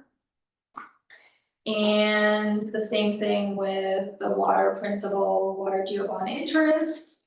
And then line 20, this amount, this 22,825, we need to pay in September of 2026. So we need to make sure that we have an ending fund balance of that. So if you look at our little sheet on the next page, page 16, you can see in September how we have a interest payment of 26,425, which is how much we need in our beginning fund balance. And then we have in 2026, we have the 22,825, which we need to carry over in our ending fund balance. This is our payment schedule for that series of bonds. Page 17, no allocations. This was for an old, when we built the water treatment facility, and it will be expiring out. We transferred those monies to the water reserve several years ago. Page 18, 19, and 20 is our water operating fund. This fund accounts for activities providing water service to the public. Resource 1, beginning fund balance. This amount reflects support from continued rate increases and a transfer in 2023-24 from the water reserve fund. So we desperately needed funds in there. Our ending fund balance, if you look at our actual, was starting to get very low, dangerously low. And so we helped it out a little bit. Line 3, water cell receipts. This account has been increased after a rate feasibility study and to provide financial stability. Rate increases were implemented. In August 2023, rates were increased by 15%. In January 2024, conservation pricing went into effect. And in July 2024, a 10% increase on the base rates were implemented. based on requirements to keep the operating fund solvent as well as the goal to build water reserve funds, it is recommended at least a 5.37% increase on the base rates be implemented effective January 21st. We aren't entirely sure. We've only gone through one cycle and we've had several rate increases. So we're not sure if conservation blocking has been successful, which is unsuccessful to the revenue because getting people to use less water means less revenue. We haven't seen that yet, but that doesn't mean that it isn't a successful program. But we do have it in place and people seem to be continuing to use lots of water. A question? Yeah. How did you arrive at 5.37% increase? What was the thought process? So I do a cash flow. And so for each month, so I looked at a cash flow of where I thought we would be at the end of this year. And then what next year looked like. And in order to get an ending fund balance that I felt comfortable with, I just had to manipulate the water sales receipt percentage until I got a percentage that I felt comfortable with the unappropriated fund balance. Is this a potential area for more income for the city if the rates were higher? Or does this have to stay within this? It has to stay within the water. Yeah. Yes. Okay. Which is still necessary because we don't have a whole lot of money saved and it's over $1 million, and not by much, that'll go very quickly. And then also, these were, along with her proving how the rates were working, I think this is also a recommendation that we got from a consultant 2 years ago about what to do with this particular year's rates. Am I correct in that? Well, I don't think he recommended 5.3. He might have recommended more. I can't remember. He didn't recommend the 10% increase, he recommended 7. 7, yeah, And then it was according his formula, I never understood, but, yeah, that's all. Is there any reason to not make that a more round number, like Well, 5.5? the only thing is when I looked at the rates, I was going to recommend that we do 5.37 rounding up because it makes it like 42.97, so we could just round it up to $53 instead of $49.35. Because right now it's $49.35. And it would be better to be 53 or 52 even. And at the time we were doing that, we were afraid that whether or not people could afford things were going on in the environment with COVID and all of that as well. But I think that your heart still has some of the lowest water rates in Oregon. And that's for a 2 period of time. 2 months. I think I don't want to use. I'm under the bare minimum, so, I mean, my water rate will need increased by $4 a month. Right.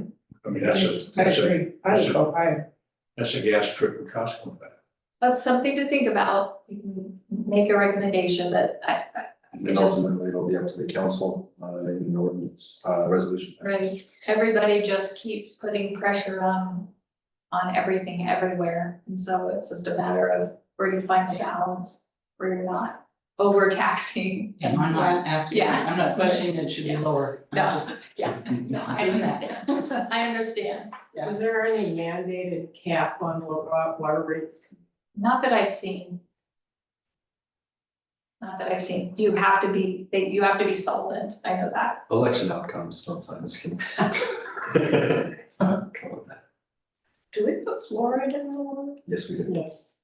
What does that cost? Oh, I don't know. A person's life every year. Opinion. Oh, Opinion. Well, Okay. Historically, when Rex Baldwin, who was the dentist here in your heart, he was the mayor. He proposed at that time putting fluoride in the Huron water. And the council voted it down. And he did it anyway. And the historical facts were that the kids that were raised in Gearhart here had the best teeth in the state of Oregon. This was back in the 50s. They all had toothbrushes and toothpicks. You know, No candy. you know, all other states have toothbrushes and toothpaste too. Yeah, given that's something we'll probably end up talking about here soon. Yes. Line 5, So I don't know the costs. we can find that out for you if you need to know. Everything. Line 5, transfer from other funds. We don't have any allocations in there because that was just a one-time transfer that we did to help that fund because it was struggling. The next one is on the next page. The bottom of that expenditures versus summary sheet. This is the detail. So again, just to note, line 14 is one director, 0.45 water clerk, which is part of my position. And 3 staff that do 0.55. That's what makes up that 3.10 FTE. Line 16, postage has increased. We would love it if everybody did online email water bills, but we are the majority. Out of 800 that go out, we probably have 600 that are mailed. So majority still receive hard invoice. Line 19, telephone has been reduced. This account, again, is the VoIP system for the water. Line 20, utilities, electricity and gas has been increased. Line 22, supplies, services and chemicals have been reduced. Line 23, insurance has been increased. Line 30, water treatment facility equipment maintenance, it was combined. So there's nothing in there and it will drop off after the retention period. Line 31, system operation repairs has been reduced. Again, it was modified a couple years ago, and we put in things. So it skews the historical look back. It looks like that we started spending a lot more money, but in all reality, we took a whole bunch of little accounts and lumped them in there. Line 32, water purchase, we're increasing that. We hope that that's enough money. The city of Warrenton, we're now paying, so the historical data basically on the budget shows our in-district rates. So this year we are now out of district rates. They have not informed us if they're going to, how much they're going to increase those yet. But they're definitely not going to lower them. Make sure we have enough money in there. Line 33, chemical water analysis represents services provided for assessing groundwater monitoring, surface water monitoring, and production well data in accordance with our Oregon Water Resource Department permit. Hopefully you're all familiar kind of with that.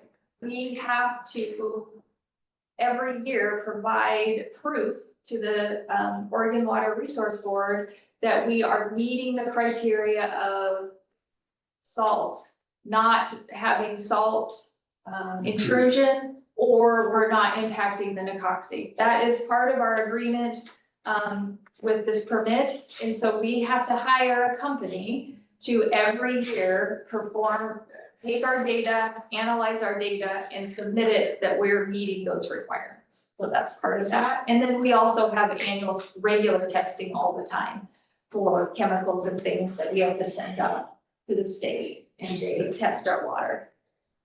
Can I just, one question, Yeah. this is back one line now. Sure. If we get our increased water right, how quickly or how long does it take to implement that change? It's probably gonna take us at least a year to implement that. Now, in the meantime, during the shoulder seasons, when we had the capacity to treat it, but we weren't able to pump out another amount of water, we'll have some savings on the shoulder seasons. But until we upgrade our water treatment facility with an additional skid unit, which is the filtration unit, it comes on a skid, that's the fancy name for it. Will we be able to provide all of our water? And then we may also have to update our we have a backwash tank and a drain field out on the beach. We may have to upgrade that. So it could take us a year to 2 years potentially to get all that project done. But there should be a savings fairly quickly when we're able to pump more on the shoulder seasons. Spring and fall. Let's see, line 33. We talked about that. Line 37, meters and meter boxes, and line 38, meter repair has no allocation. We used our American Rescue Funds to purchase, I can't remember, like 80 new meters that we're going to put in. So we took the funds out of here because we have plenty of meters. Line 47, water meter replacement has been reduced.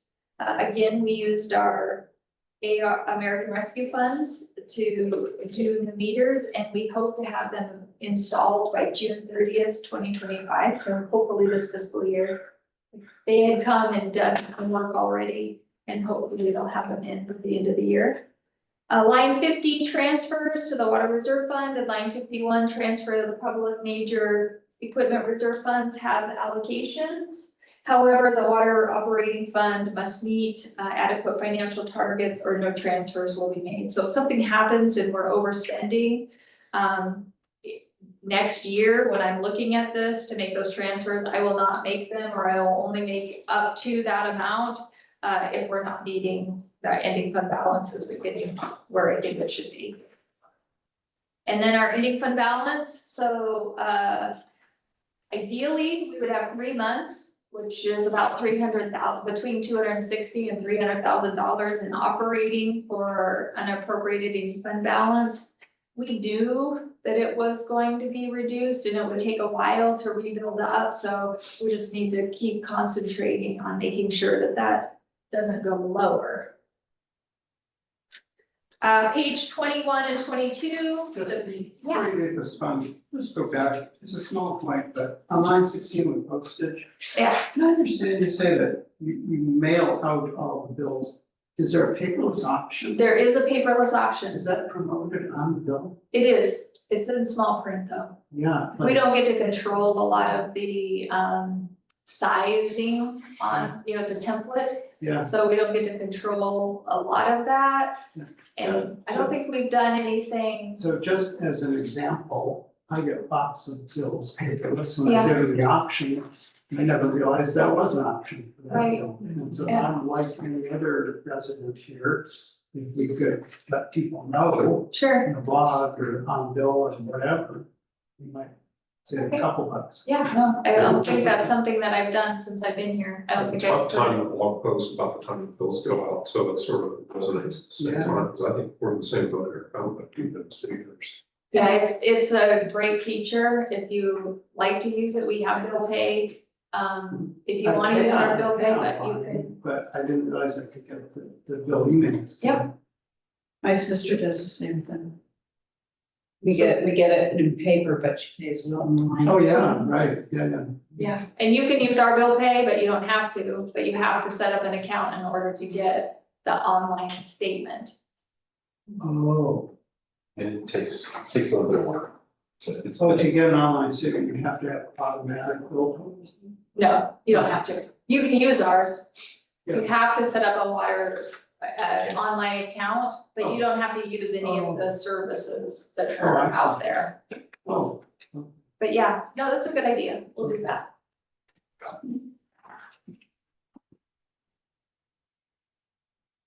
Okay, let's see. No chemicals, meters. Anything fun? Oh, building, on the building. So the building department had to be pulled out because of a legislative thing, because we have, a third-party independent building official. Not all cities do. Some cities have them as regular employees, but we do not. So we have had to do a special fund for them. So this is theirs. It doesn't have a lot of historical data. And so we're just kind of shooting in the dark because we've had one good year and this year has not been good. So does that mean there's a trend? Does that mean it's because we don't have more property? We're not entirely, things are more expensive. We're not sure. So I didn't make a lot of changes to this budget. As far as adjusting revenues and expenditures, because I'm just not really sure yet. And, I don't think we'll be over anywhere. I think we'll be fine. The beginning fund balance, we actually, I'm projecting none, but we had carried forward this year a little bit, about $12,000. But right now, we're barely making it every month without being negative. And it's April, one strong permit is enough to carry us through, but we just don't know whether that's coming or not, so. Line 9 has been added. This is the transfer from the general fund, so that if it is running negative, we can transfer some money over there to help it. Line 11 is the FTE. Line 13 is the consumable supplies materials has been increased. They do track theirs, and we do purchase things that are specific to the building department. Line 15 through 18 are related to the amount of resources that are brought in by the permitting. So this is what we pay our building official. He gets 75% of the permits that are issued. So we divide them out, but he doesn't get this money unless he does an inspection. So it's correlated with the revenue bringing in to how much we're spending out. But that's how he is paid right there, those lines. Line 20, technology, software have been added, not reduced, sorry. And 21, dues and fees. The city, we use e-permitting, and in e-permitting, we still have to pay for all of the credit card usage. And so that is the primary cost in that, is the credit card processing fee. We don't have to pay for the software, but we do have to pay for the credit card fees that come with it. Page 23, the bench program. So this program was approved by city council. It hasn't been fully implemented yet. We still are working on an application, but people are anxiously awaiting to have their memorial bench.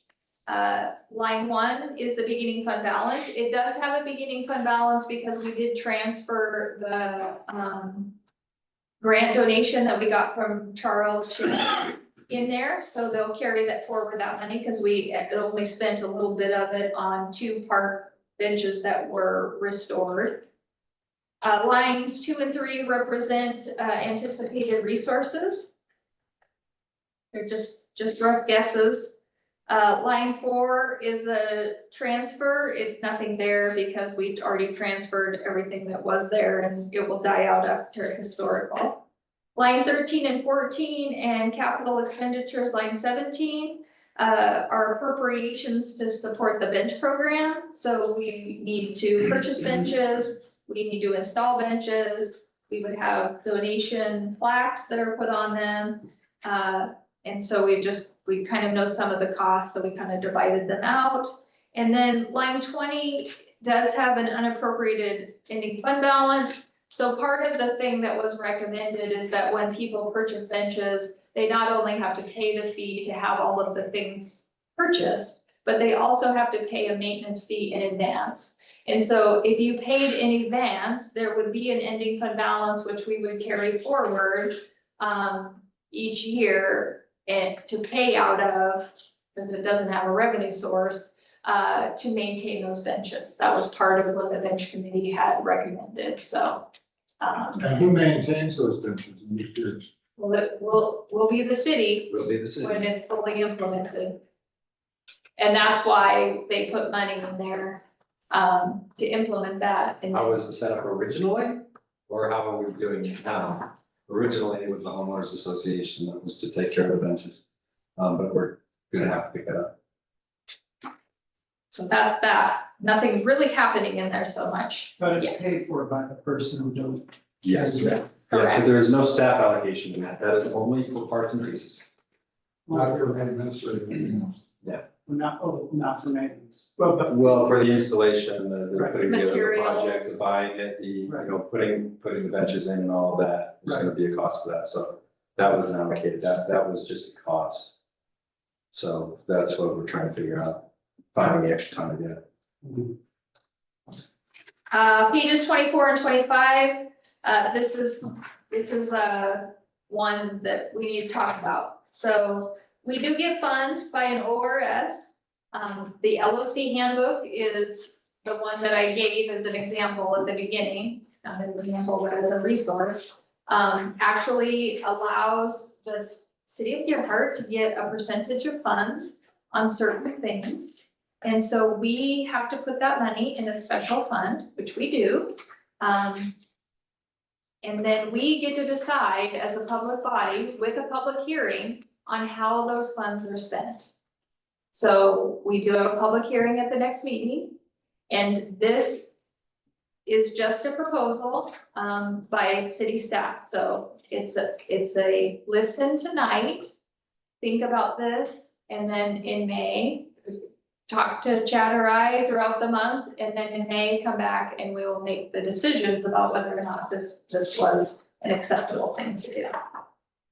I don't think we'll have any ending fund balance. As a matter of fact, as of today, we are having trouble meeting all of the state revenue shares, grant awards, because our population, we're not getting as much money as I thought we were going to be getting. So we have paid 50% of the allocations, and we should be able to pay the other 50% when we get our final payment in May, because we'll get our final payment in May. So we should be good to go. It just will spend everything that we have in that fund. Line 2, I have reduced it because they're taking us from 1933 to 1903, and that doesn't seem significant, but it is significant when you're already small. So it will make a difference for us. Capital outlay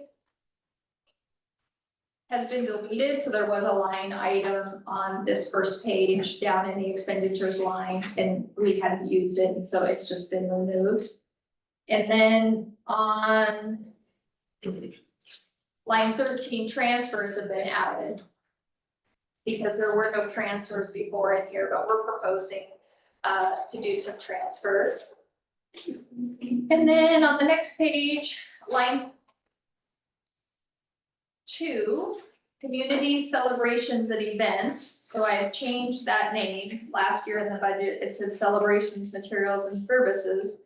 These allocations support events like 4th of July for advertising and cleanup materials, and the street dance, like a photo booth, barrels for lighting, and a kids fun table. So we propose to keep that.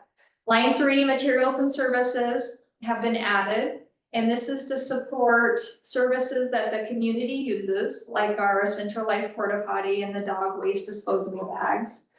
These items were previously allocated in the general fund. Line 4, community care. This was in the police department, and it's to support individuals or families who are experiencing immediate needs. Line 5 through 21 is our grants line for local organizations. I'm proposing $8,100. That would be then your job to look at the grants that have been submitted and distribute out $8,100 this year. Anticipated grant allocations have been placed in 5, and individual allocations are determined by the budget committee and approved by the city council. And I just put in there what you guys had approved last year, and you can see in the adopted line item. Expenditures has been deleted, and then 23 through 28 transfers have been added, and this is supporting the city's reserve funds. I think it's really important, and it's not very much money, but the point is that we're making a commitment to try to increase those, because all of those reserve funds, anything to do is very expensive in there. And so to me, it shows a commitment to help building those funds up, even if it's just a little bit of money. If you agree, I would distribute them equally into each one of their funds, and you'll see them later on. And then I would like to see an ending fund balance, just so that in case we don't spend everything, but we still have something in case revenues don't come in, and we have something to kind of have some stability and a little bit of cushion. So I would like to put that in there. But I'm proposing $32,701 in this fund. You get to spend a month thinking what you think the best way to do that is, and how you think it best serves our community. We will have a public hearing in May, and anybody can comment, and we encourage our local organizations to come. And we've been very generous, yes. On this. Yeah. So I'd like to make a little comment about this. This is a significant change, and this works in a major part of what our committee has always done. And so based on having taken this public meetings law class, it might have been something that I would have maybe by running to Jennifer or Robert or Carl on the street. I might have said, gee, what do you think about this, blah, blah, blah. It's not my understanding. We can't have discussions like that amongst ourselves. You should be careful about making a decision or implying. You could ask for information. Yes, but But- you can't really have a discussion about what you think should be done. You're not, Correct. Right, and clearly you can ask for information, right, but you can't really discuss the topics of this. correct. So I'm bringing that up for example, Carl, Robert, we haven't had this class yet, so if I see you and I'm walking my dog, we want to be able to kind of talk about this big change in how we allocate this money. We're not allowed to do that. Right, you would have to wait until a meeting. But you can't have a meeting. Yeah, absolutely, in the meeting, right, but we can't do it amongst our, because you said, think about this over the next month, come to you guys if we have questions. Right, I'm just kind of bringing it up to benefit of those who maybe have taken the class. It's not something we're able to discuss amongst ourselves outside of a public meeting. correct. You do have an obligation as a budget committee member to listen to citizens. Oh, So yeah. if citizens want to talk about it and rant and, Oh, yeah. I mean, you Right. would have an obligation So you can to, talk to the citizens, you can't talk to the other committee members. correct? Yeah. Yeah. Or email them, Yeah, other than just basic information. Right. That is already public. knowledge. exactly. Yeah. Yes, Okay. thank you, Eric, that's true. Okay. And it's hard in a small community, because you do run into people at the post office and you do run. Well, the citizens, obviously, we Yeah. listen to them, but we can't run into each other and say, gee, I think we should allocate this money this year since it's so different. Correct.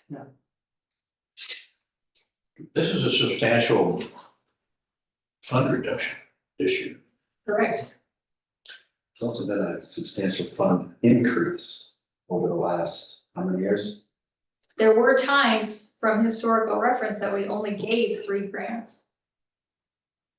And then within the last 8 years? I don't know if maybe during COVID, I have no historical reference, so I can't tell you why it was from history, why it went from granting fewer to granting more. We only had 3 applications for the grants. Well, no, we would allocate more of the operations of the city into this area that we were allowed to use for state revenue sharing, but over a period of time, within the last 8 years especially, city council has decided to spend more on giving than in operations. So we've been taking money out of operations over those years rather than spending the state revenue share for those operation items.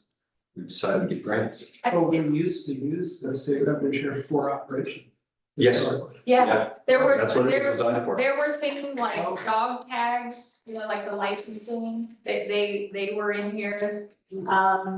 Was trying to think of some of the maintenance, building maintenance line items. There have been different things, they drop off and so then you don't see them anymore after a short period of time. But going back and looking, I don't know if during COVID, when there were times when there was not a lot of things to spend money on, just because everything slowed down so much. And maybe it was a generosity thing that triggered it.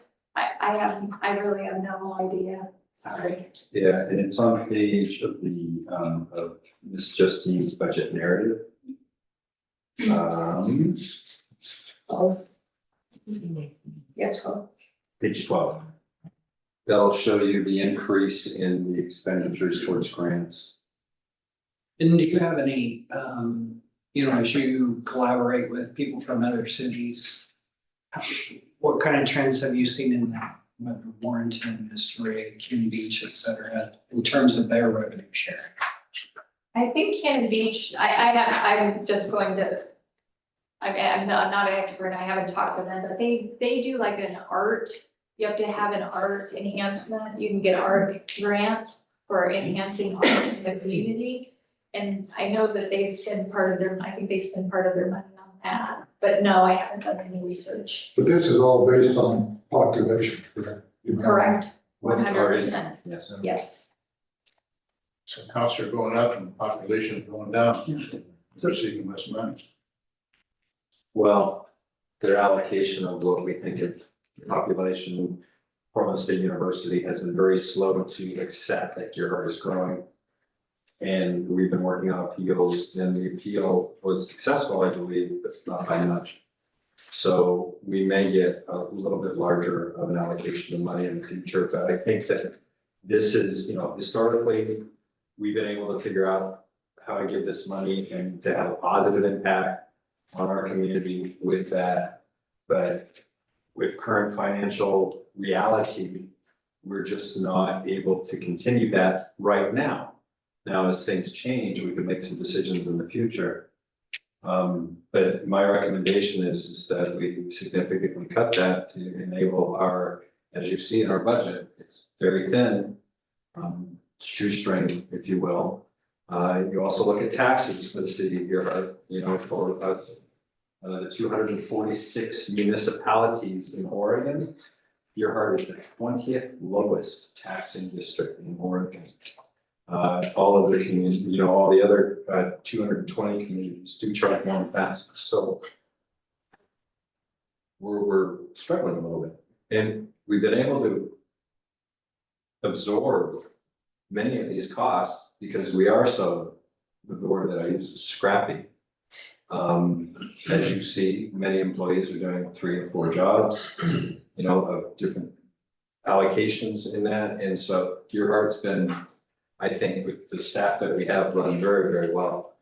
There's not a lot of fluff in this budget, as you see. And unfortunately, when you're looking at a 30% at least cost increase in most things that have happened since COVID, and we're going into another year where we're not sure what materials and supplies are going to cost us moving forward, whether it be from tariffs or whether it be from something else that can happen that we haven't foreseen, which is none of this. It's getting tight. So this revenue sharing, if we don't allocate all that money, it goes back into, It just stays in that fund. okay. Yeah, I would just go to ending fund balance and carry it forward to the next year. I would be curious if counselors or staff hear much feedback after we make allocations in the budget. I mean, do many people in the community say, hey, good job for supporting the food bank or a variety of other options? I mean, do you get much feedback? I think we got one letter this year and I got some grief from somebody who failed to submit and thought that they was unhappy with that timeline not being extended. But I think that in a year like this, when our building budget did something completely unexpected, I think we need to be very cautious about what's going to happen next year. We hear nothing really from this at the city. We hear nothing until they receive the check and then we get a thank you letter. But we hear no feedback. Some of them do come. What do we have? 5 or 6 come. But we've had probably a dozen come in years previous. Yeah, but different people come, but other than that, we don't hear from them. So they say thank you when they get a check. They do, most of them will send a letter or a thank you or That's something. nice. These groups are then again asking Seaside, Cannon Beach, and- Many of them are asking multiple, but they're, so all the cities are in the same situation where, well, Cannon Beach obviously probably gets more. well, may or may not be because they may have short-term rental money or something else that they use. But also their state revenue share probably didn't go down. So ours went down based on Right, population population data, went down by a lot, right? estimated, And yeah. other cities may not have that service. And we've seen a growth in the last 10 years of 22% of population in Gerhart. So while we're still on that low tax income for the city of Gerhart, $800,000, is the portion of taxes that come into the city of Gerhart. The rest is franchise fees, the rest is grants, the rest is all that. We've also seen an increase in people. And just make sure I understand, so we're losing $30,000 from the state. Well, we had carryover Okay, that we are going to have to spend this year because our revenue was lower. So if you look at how much the state's actually given us, it would be on page 24, it would be line 2. That's how much each year we're getting from the state. We're getting 35, we actually got 35,000 in 22-23. Yeah. We actually got 33,000 in 23-24. Yeah. I thought because they had increased us to 1933, I thought we were going to get 38. I'm not sure we're going to get 38. I'm pretty sure we're not. Oh, even for the budget year. I don't think so. But that still may not. We still have one more payment. Right. And you pay these groups incrementally as you get. Well, we had originally been paying them before I started. They were originally paying them in July and August, but they did not have revenue to cover that. Uh-huh. So we were shooting for February because we had some ending fund balance, so we were able to kind of pay them in February. But this year, in February, we're short, like we're close. But we're not exactly there, and I'm not 100% sure, because the 3 payments haven't been exactly the same amount of money. So I'm just afraid. And the 38 went down to 32,426 based on population, I'm not gonna, based on some other formula the state is using that affected No. everybody else. no, just that we're going to be losing.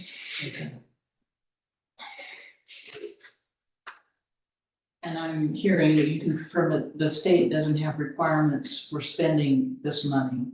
No, they have a It's requirement that we totally have a public decision. hearing.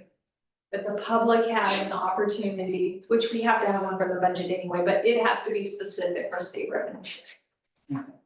But they don't have guidelines for this much needs to go here and this much needs to go. No. Okay. Justine, how much longer do you think we're gonna need to be? It's too much longer on the need of necessity first. Let's see, what page are we on, 14? Probably at least a half an hour, so we can break and be like, absolutely. Yeah. Yeah. Vaping is taxed, and we do receive a portion of vaping. Say that again? Vaping, you were asking about vaping Oh. cigarettes? Oh, it is. It's Okay. taxed. Chief, come on. Yes, sir. So what Sites. kind of thank you notes do you send back to your grant It's like a. after you receive the grant? You know, we're talking The about. revenue, it's What like. do they do with these sites, cash or check? We provide emergency services to public fire I don't department. know. I think the question here was what kind of feedback do we get from the grant? Remember- Surveys. I remember in It's grade not 12, like, we come and check, I say thank you, we see you next year. in Are you doing things, I say, Every thank you, card and I'll see you next year. Every card. For the grants we receive, we send reports all the Front and back. time. And they, even in this year, And when I first started at when my they job, made the they, award like, list on summer Facebook, to smoke in the our office. picture was wrapped I around. smoked in the service station. More than there, so I'm against the. And a year ago, they were. We can report on what They it did, when I happened. first started, you had to be in your office A big call. and wander around. Last year we had one, Some sort of, I worked in a because of the grant, we're able to. That's awesome. Faster. Some of our favorite followers are still. So I send them a little report when I say because of Sure. your funds for this, Yeah. we're able Yeah. to do this. Okay, Karen, you got my point though. Yeah. We're receiving grants, what do we do? We do something really good, I applaud. We send them pictures, videos, narratives, we send them the details of how it No, impacts. it's not hard, it's just to read and see. And they used our stuff. That's a lot better than I'll see next year.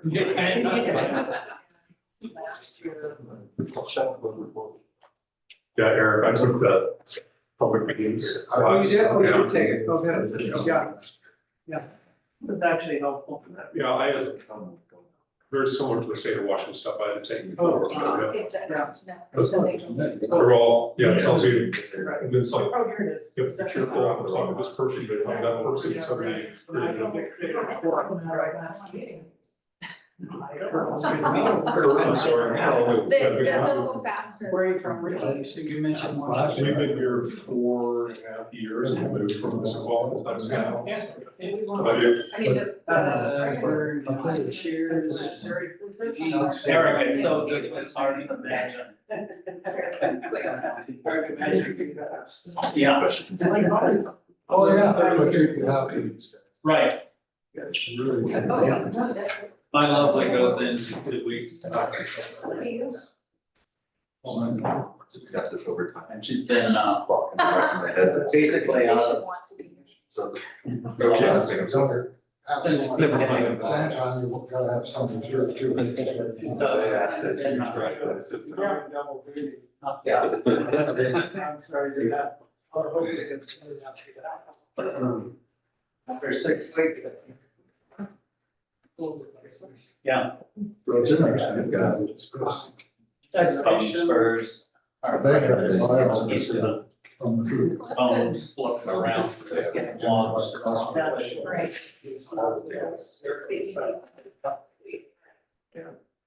Yeah, Yeah. I've never heard my wife scream. So this stays painful. So this is Scream. 32,701. She went like this. Just the simple. It can be, Simple, and it just laid her. Your recommendation. Sat down in the chair. we almost passed out. presented, city staff presented what the I just distribution go, that we holy felt comfortable. jeez. And she goes. But it could "Where's go that anyway, child?" you could put 32,000 And I said, well, thank local, you. you could recommend putting it in local organizations.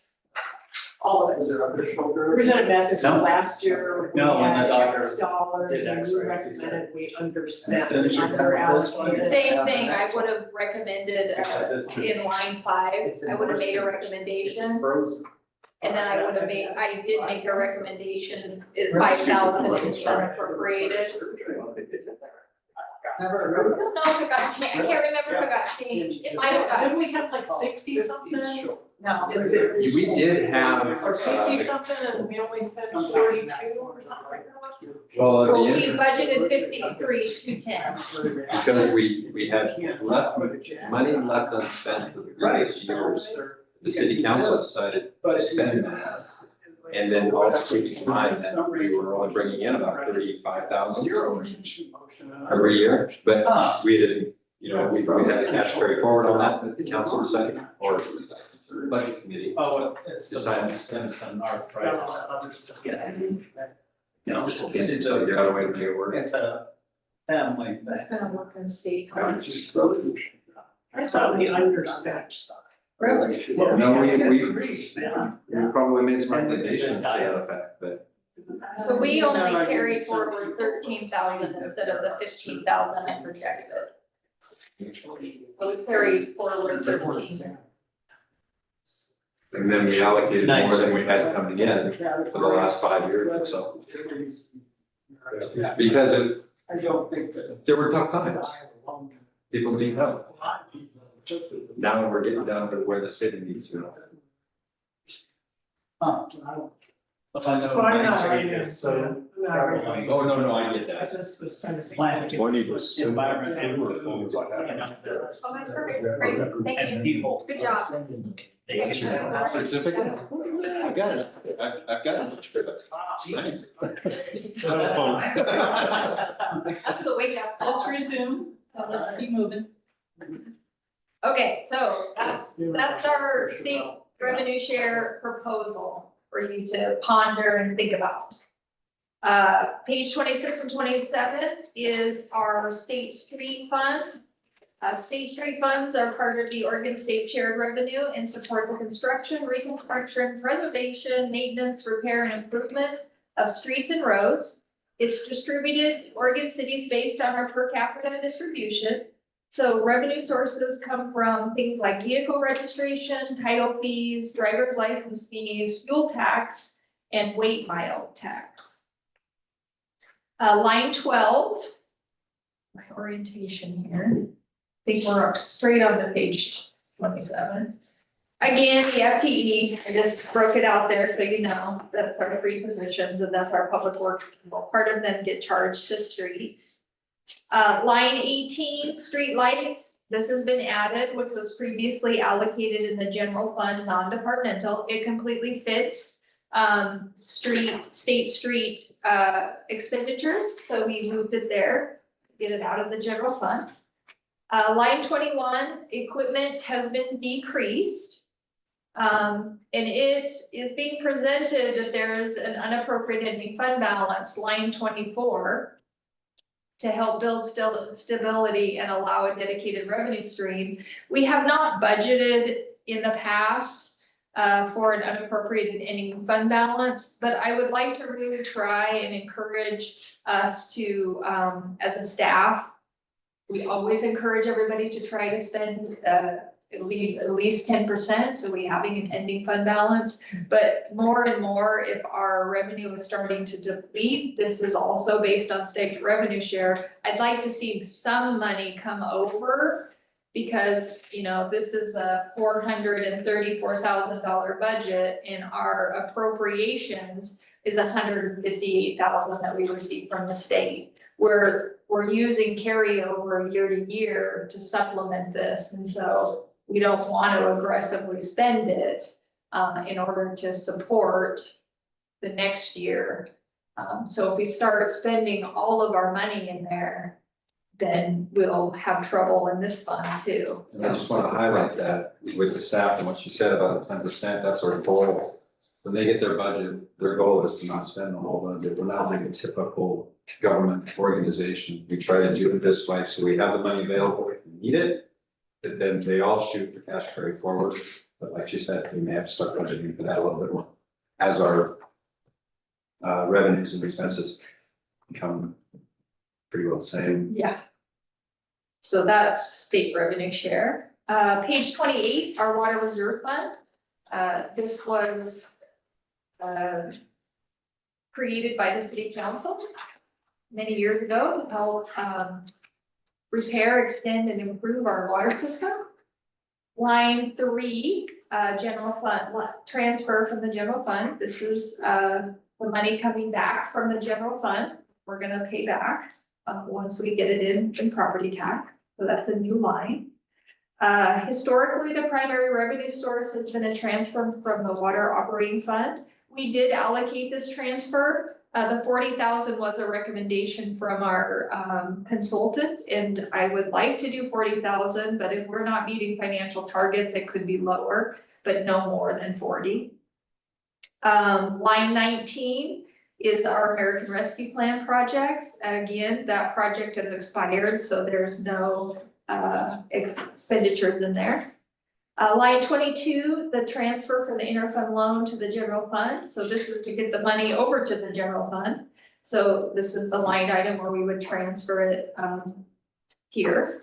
All funds have been appropriated. However, there are only a few anticipated projects, like a chemical feed pump and a telemetry system replacement. The city allocates all of our resources, so in case an emergency happens, we have access to them. But it doesn't necessarily mean that we're going to spend them all. What was I gonna say about that? Oh, they have to come to city council for approval anyway. So the department heads, when they use their reserve funds, they come to the city council with a proposal. So the city council gets to see how their reserve funds are being spent.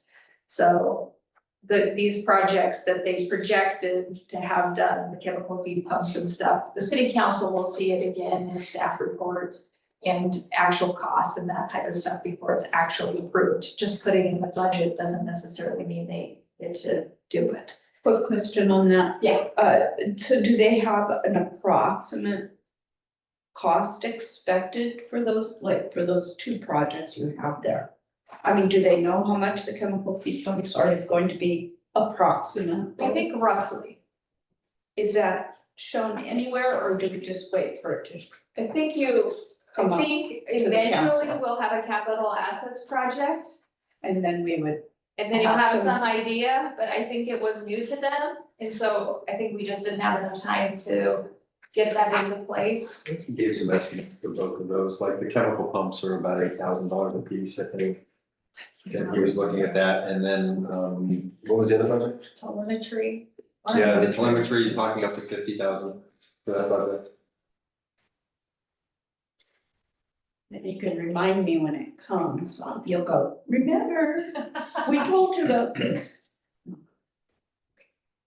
We're trying to improve. Page 29, the police car reserve fund. The primary revenue source again was a general fund transfer. And we have eliminated that, so I would still like to see, I added the state revenue sharing line, which can be taken out approved by budget committee. But that some funds are at least going in there because we have vehicles that do age and need repair. We just had a repair last week. Where just on a regular old day, you went out to do something and the car wouldn't start, so. $800 later. Our oldest vehicle is almost 10 years old. Over 3. So it will come soon and we don't have the resources to just come up with a bunch of money. We have the opportunity to look at loan payments or other types of funding, but that ends up just costing more money. So it would behoove us to try to look at sources to get that revenue up. So again, we allocate everything out, even though we don't necessarily have anything purchased, because we do have emergency things happen. We had to get a couple of things in the last few years and they're able to come to the council and ask for those if an emergency situation happens. Page 30, fire apparatus and equipment reserve. This is where, Carl, we talked about on line 3. This is where cost recovery services have been added. This revenue source was created by ordinance 945 and allows the city's fire department to recover costs associated with first responder services. Because this is a new revenue stream, there's no historical data to base projected income. We have really no idea. So we've just put a placeholder in there to see how it goes. And then as we get more historical data, we'll be able to change that. We decided to put it in the fire apparatus and equipment reserve fund, which this could also be a negotiated item, but because the fire department is doing this and doing the work and recovering this fund, that this is a dedicated way. If you put it in the general fund, it just becomes part of the whole pie, which is a great new revenue source, but this is specifically revenue generated by the fire department. And we thought that this might be another alternative revenue source because their equipment is so expensive when they go to replace fire equipment and other things. So we'll see how it goes, and it can be moved year to year. So this would be their preferred destination for the funds. Correct. Yeah, because it's so new and not knowing what we're bringing in, I didn't want it to be anything that we would budget and count on. Because it could be such a roller coaster. So just have it spill into a reserve fund, I thought would be the most wisest spot.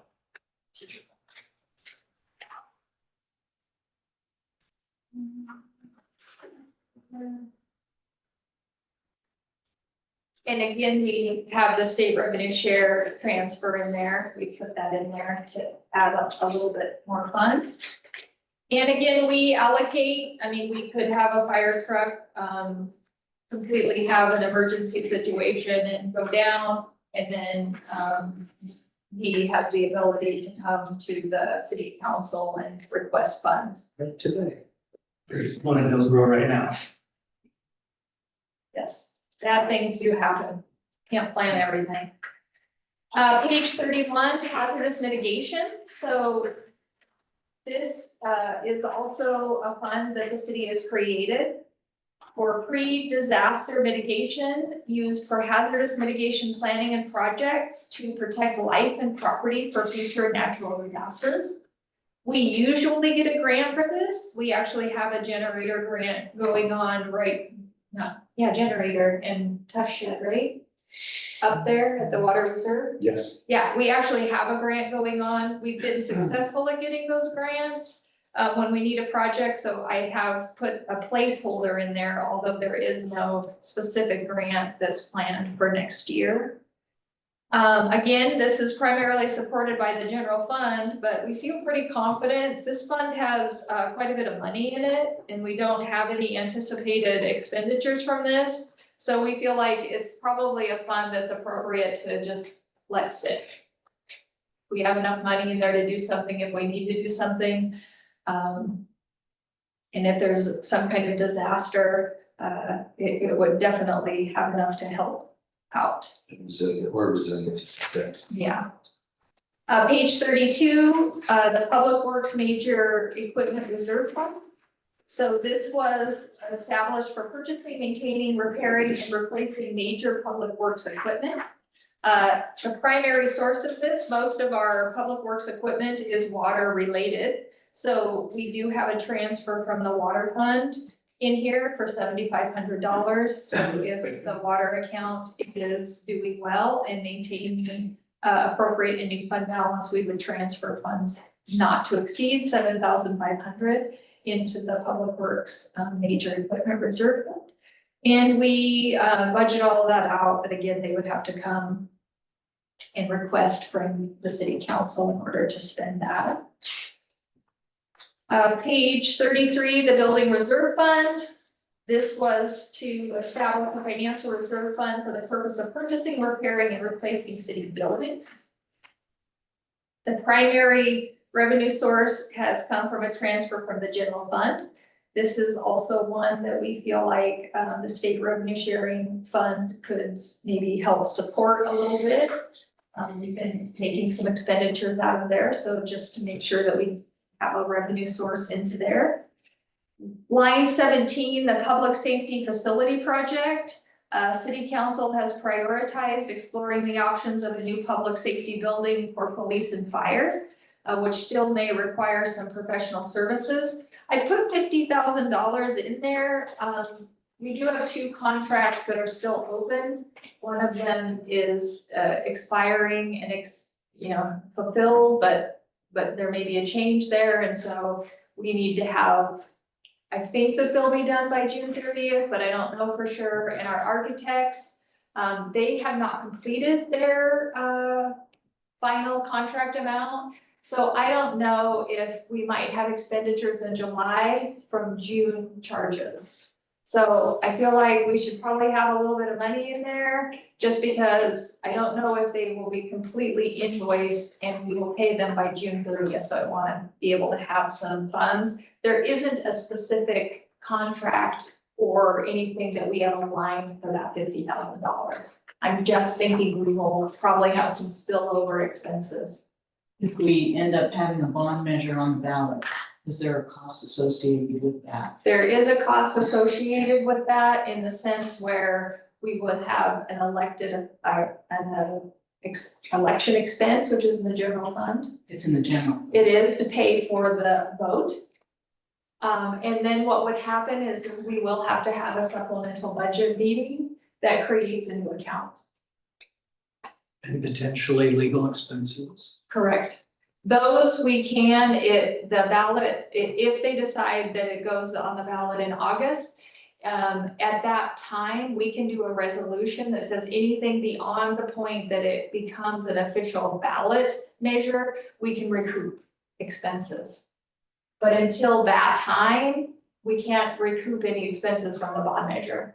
But once it becomes an official certified document, we can put in a resolution that says any expenditures that might come up legal fees, maybe we need to do other things, we can reimburse ourselves, because we're gonna have to pay for it.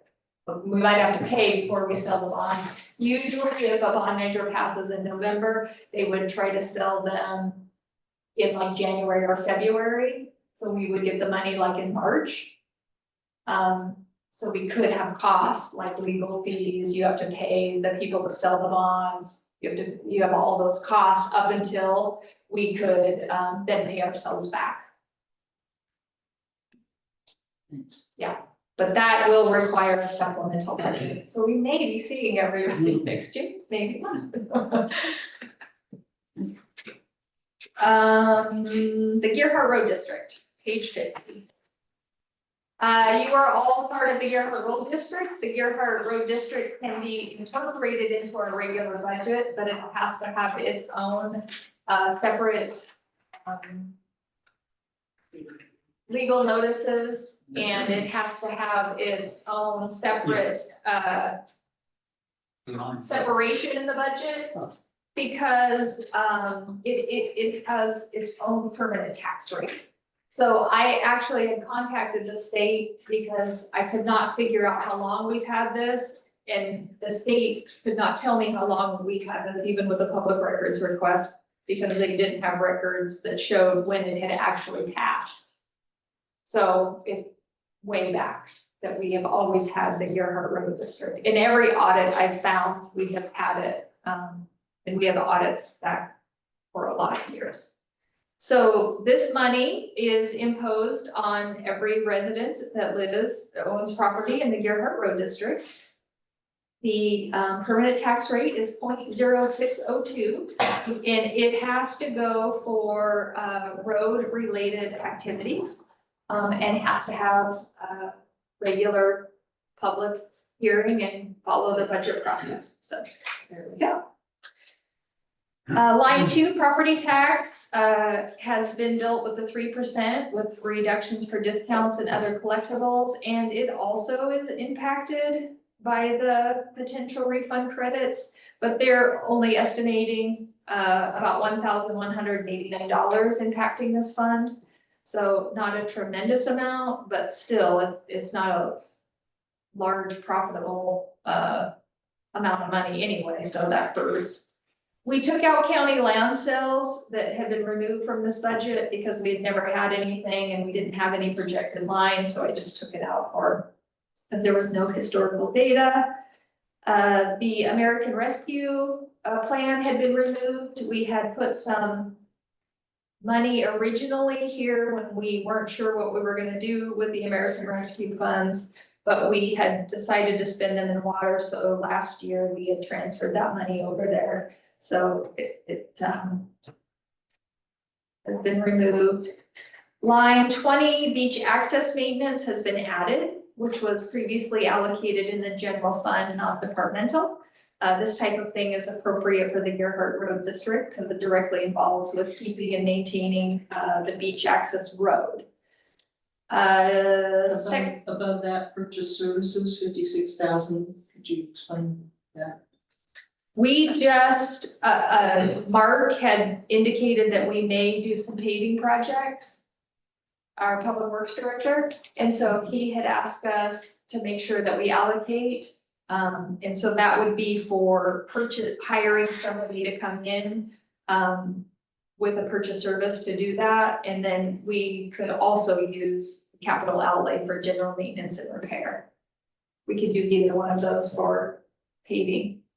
But he did think that we were gonna have some paving. Yeah, like We- Marion Street, so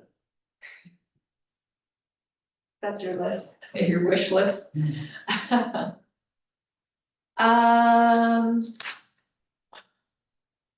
Let's see, transfers, we don't have any transfers. And we do appropriate all the funds out so that we can spend them in case we need them. And we have no salaries or anything that get charged here. Most of this is, like if you had to clean out culverts or things that are specifically related to roads. You could buy road signs here. You could do a lot of different things. So is the street sweeper on this? Is that one of the things? Street sweepers would be a serious discussion because street sweepers make your liability insurance go insanely high. But I mean, we use them, You pay for one. Oh, yeah, we pay for one, but we could charge it here, but there's not a lot of money in yeah, here. I was just curious if it was in this. We charge it to state streets. Mhm. So we could charge it here, though, it wouldn't qualify. There's no employee stuff assigned here, this is clearly work that Public Works is doing. Because it doesn't have if you look at the actual money that it brings in for current and prior, that's not very much money. And so if you put personnel in there, you would burn that up Yeah. really fast. It's already woefully underfunded. I mean, really, how our streets are progressing, more people, things like that. Yeah. We need to continue to look at this, and in the future, we may have to talk about, figuring out other ways to fund that, but, and also that's just for the materials and services, so when Mark McFadden will do a paving project, he'll hire it out to Bayview or Deal Clean Sweep. That's where the fund would pay out. Okay. Personnel is a wonderful thing, but personnel is an expensive perpetual thing because $1 today is $1.20 tomorrow, is $1.50 next year. And so it continuously increases. And it's really hard on funds. Revenue stream isn't there. It isn't in this fund. So how does the city handle it when you put in a gas service, you tear up the road, does the gas company pay for that repair, or do we have to go back and pay for it? That particular situation, the power company, we say power.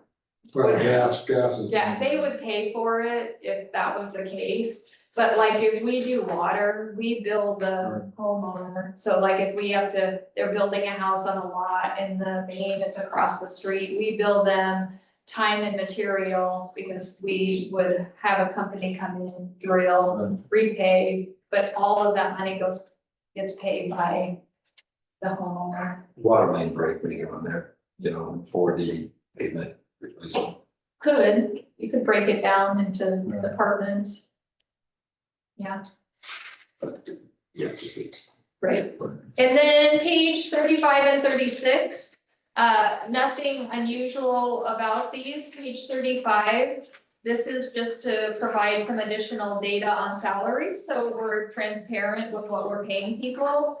The distribution of annualized salary shows all positions, which is the salary including certification and merit pay, amounts budgeted, and the distribution of each FTE by fund. So we have 13 employees and this is how their time is divided out. The salary schedule shows the position, steps, and the annual fiscal salary amount. The key thing here that I just like to remind everybody is that individual staff are eligible for steps and they move over for steps on their anniversary date, not the salary schedule date. So the salary schedule runs from July 1 to June 30, but you might not have been hired till January. So from July to January, you don't get a step increase until then. So when you compare, like, for example, the city administrator's salary, his salary matches what step 7 is. Well, that's because he doesn't step over anymore. He's maxed out. So his matches, but if you look at the treasurer water clerk, hers doesn't match with where hers is because she moves over in April of every year. So for the majority of the year, she's in one column and then she moves over in another column at the end. So that's why the salaries feel different here. But this is the salary in this top column is how much they're actually going to get paid in a fiscal year. If we hired somebody new, they would be placed on the salary schedule. And then the certification merit increases are given for specialized certification or merit longevity increases. So we are currently paying 3 of these to employees. two $5,000 to Public Works because they have certain certifications that allow them the ability to legally perform certain types of work at the water treatment plant. And then they get $5,000 each, which we divide equally through their through their paychecks. And then, we have a $3,500 merit pay for a police officer that had longevity pay. So they were here for so long and was granted $3,500 and will receive that $3,500 every year that he continues to work. So that's this 5,000 for next year is a proposed, we do have one Public Works worker that's eligible to become certified. And so if that person becomes certified, they have the ability to be to that $5,000 like the other two. That's what that is.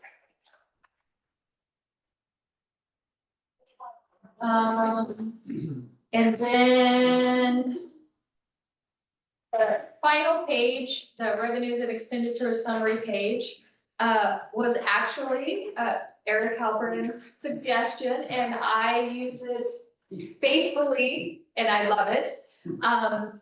It's very helpful.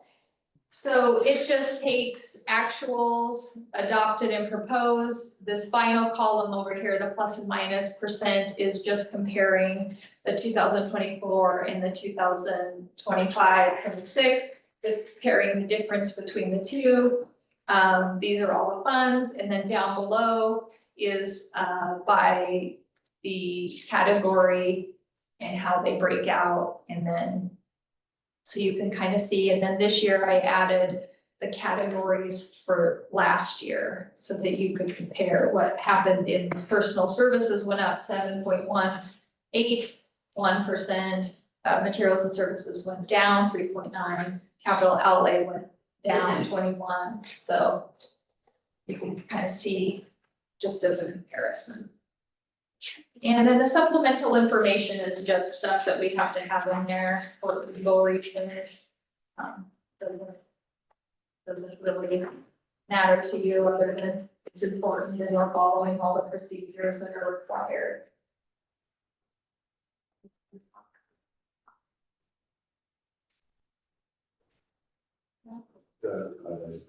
Yeah. Well, 5% go out on the call, Right. missing person. Josh, did you have anything that, Chief Gregory, did you have anything you wanted to add or? Yeah, I will say, Josh and I work hard at keeping the budget, where it should be and then having that carry over, to the following fiscal year. One thing that I'm pretty passionate about this budget cycle, and I understand we're looking at we're cutting a lot of money, speaking as the police, we're cutting a lot of money out of our budget.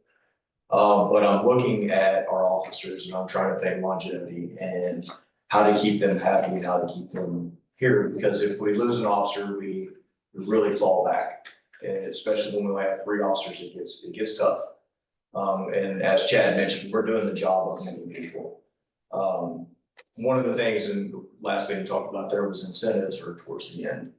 One of our officers is bilingual. And he's come to me multiple times that I can tell you almost all agencies give a bilingual incentive. Typically those run about 5%. And they have to be fully fluent in a certain amount of, a list of languages. Officer Perez is very fluent in Spanish, grew up in a Spanish family, speaking Spanish. And so he uses it all the time. He has become such an asset to this agency. And he's actually started documenting when he is using his ability to speak Spanish and how that's very helpful. And I understand 5% is a lot. But right now as it stands, he's around a $67,000 to $69,000 salary. I would love to see him potentially get a 3% increase. I would love to see 5 for him. He's He's a very valuable member of our department. He's really stepped up and done a great job. But, you know, I would ask for 3%.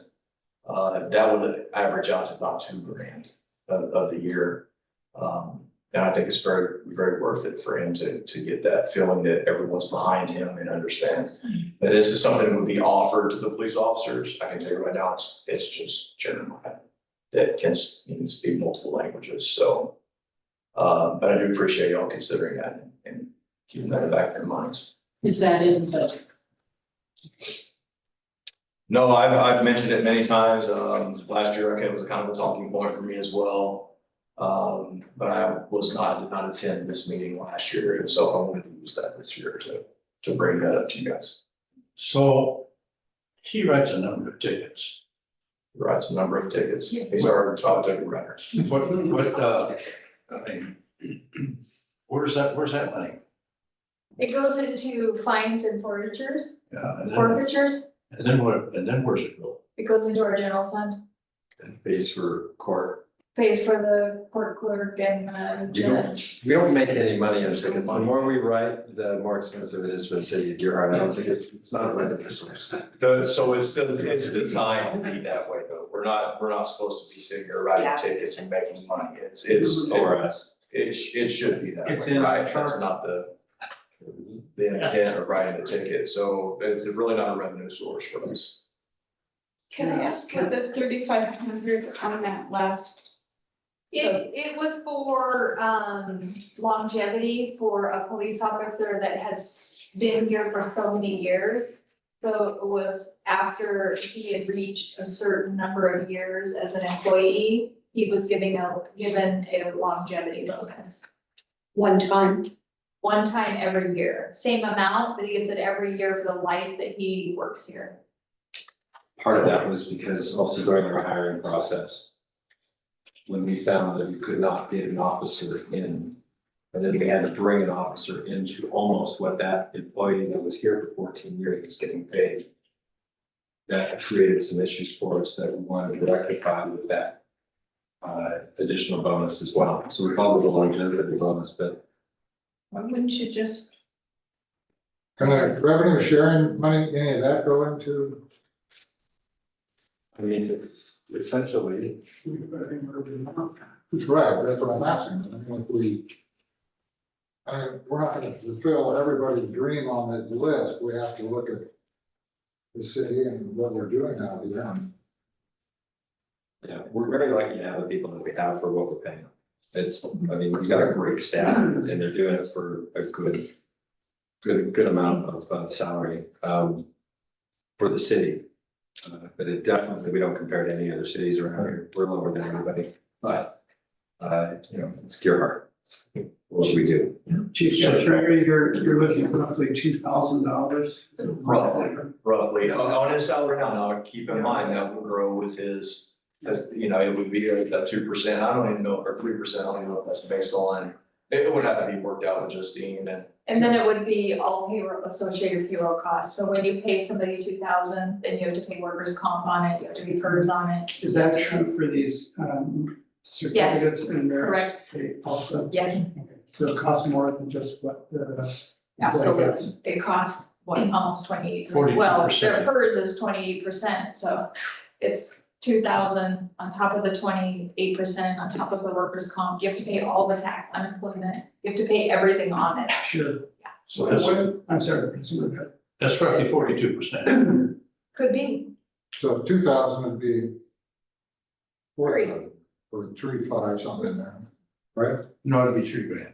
You have to make, they only receive the 2,000 that you pay them, Right. but then the city has all Total of it. cost. Even if there was a 50% on costs, okay, it would only be $3,000. Right. So Justine, do we decide that tonight or? No decision tonight. You would, at the next meeting, it would be something we would talk about and you would make a recommendation and that needs to be put into the budget. So would you bring to that meeting a calculation of what it would look like in the budget with all of the personal costs? I can send that out to everybody. And one last thing to keep in mind, all agencies give certification incentives. You get, in Oregon for DPSST, you get your basic when you graduate the academy. And then you meet certain requirements, years later, you get your intermediate certificate. A lot of agencies will give 2%. You got your intermediate. Then you go on for several years, you get your advanced certificate. These are just incentives. They're specialties where you could be a dog handler or whatever. We don't offer that.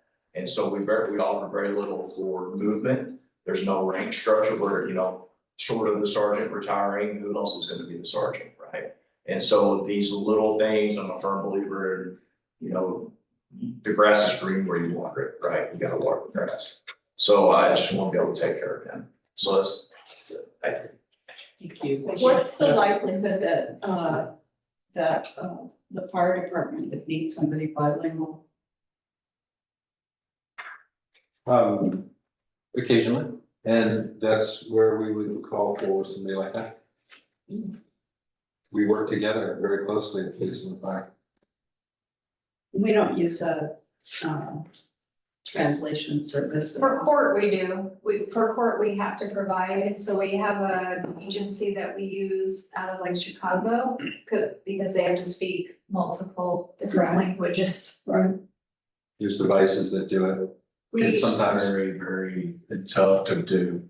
We have what's called a pocket talk, and we can use that device. The county has gotten a grant that gave us some of these for agencies. They work, but when you're dealing with someone who is in a situation where they're hiding, everything is dramatic. It's very hard to say, hang on a second, talking to this device, right? It's just, it's a challenge. It's a challenge. It can work, but it's a challenge. And it doesn't give you the retention benefit, what he's Yeah, proposing. right. That's, you'd be saying, the overall cost of an employee for all these things that you pay for on top of their salary was roughly, it's up to about 42%. Well, That's what we used to pay in the private industry. Okay. But PERS alone Yeah. is 28, what's the number rate? 29 and something. So that's 1% right there, then we have 2.5 for unemployment insurance, then we'll have workers' comp, and then we'll have state workday tax. So we have all of that. So just ballpark it, what is that all out? 40%? 35. Yeah, it sounded like about 35 to 40. Okay. But I can run it through, we have a salary calculator. Yeah, but I don't need the exact number, I just wanted to get the Sure. ballpark. I think it would be useful for all of you to have them. I'll send it out to everybody. Any other, Sorry? no, I'm just saying, any other questions or comments for, after that excellent presentation? Anything else we need to talk about tonight? Chad, you said that the state revenue basically comes to the city. We get to spend it whichever we want. With the public hearing, and I'm gonna defer to Justine here if she knows. I was under the assumption it had to also do with, police, fire, administration, take care of the community, and that sort of thing. So I have to look it up, and I don't know if it's in that packet that you had. Yeah, so I don't know, as long as we have a public hearing, like, but. Yeah, but what I'm getting at is, I mean, instead of giving help enhanced $5,000, we allocate part of that money or whatever it is for our police officers. I would caution putting salary in those funds. And the only reason why I caution is because salary is something that you can't just stop. Once you start giving it, and so if there, for some reason, there are no revenues there, if you place a benefit that has no more revenue source, you would have to move it. So we also don't get those until like at least 6 months in is when we Correct. start seeing that money. So Yeah. we'd be, I would recommend that if you are committed to making that, it becomes part of the general fund. Like you commit to that is part of our operating costs, and so you will make that happen. We could allocate another general fund expense in there rather than, because I do completely agree with Ms. Justine, because It's much cleaner if we're able to keep all this. And then what happens if we hire someone else? Yeah, And now we have two. but we can allocate some money somewhere. Because that will have to be one of the things, if it is an implemented program, it's going to have to be more than he speaks Spanish. Because there's going to have to be criteria in case somebody challenges it. What criteria is it that you get to be bilingual? Like what level? Do you have to read it? Do you have to just understand it? Some departments have a test. But, Yeah, it's fluent. you can get certified. Are there standards for this? So He's right, I mean, there are lots of organizations that offer it, so I'm sure there's something that we can borrow to look at. That municipalities use just for that. Cause that will have to be in place, believe me, we cannot just, Would that also include someone who spoke, Hmong?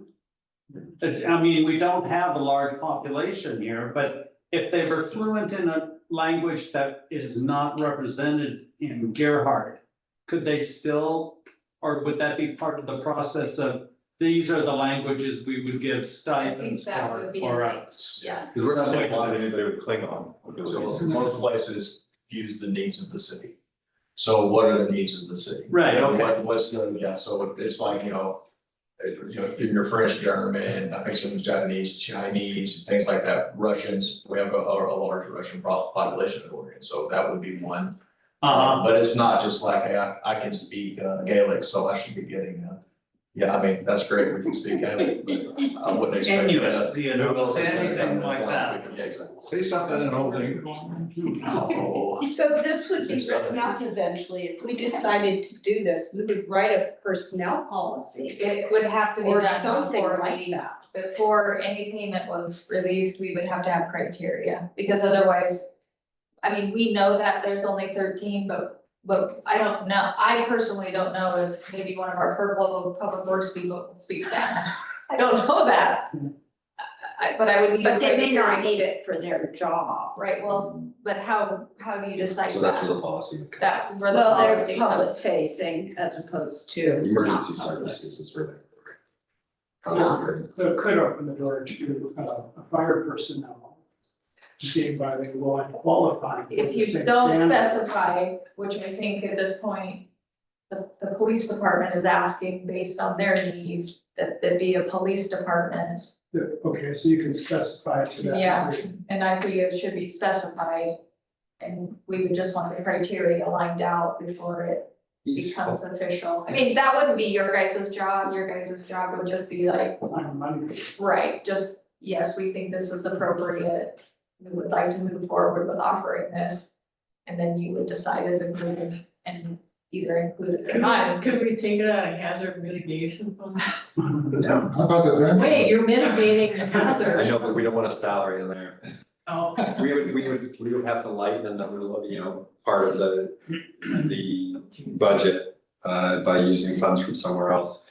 We'll have to figure that out once we understand what your desires are, but really Gerhardt's just got one position for a language person. I mean, that's all we need. And so we can write the policy that would go towards that. Court too.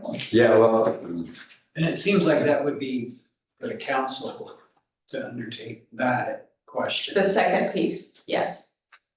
Allocation in the budget, but whether you want to offer it or not, and the policy by which it would be governed would be all council, not a budget committee person. No, budget committee would just be that you would like to see allocations placed. it'd be an administrative policy that council would.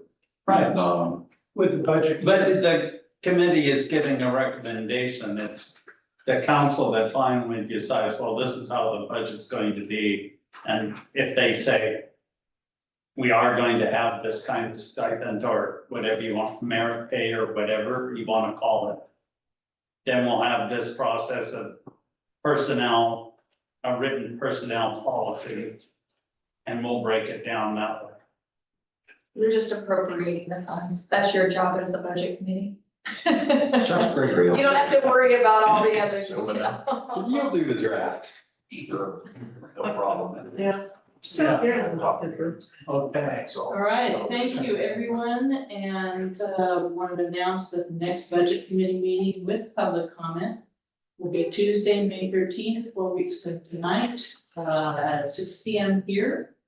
And we will hear from applicants for reserve funds. And any questions, also be sure to watch for the email with the training information. And do I have a motion to adjourn? So moved. Second? Did you get it? I did. All right, this meeting is adjourned.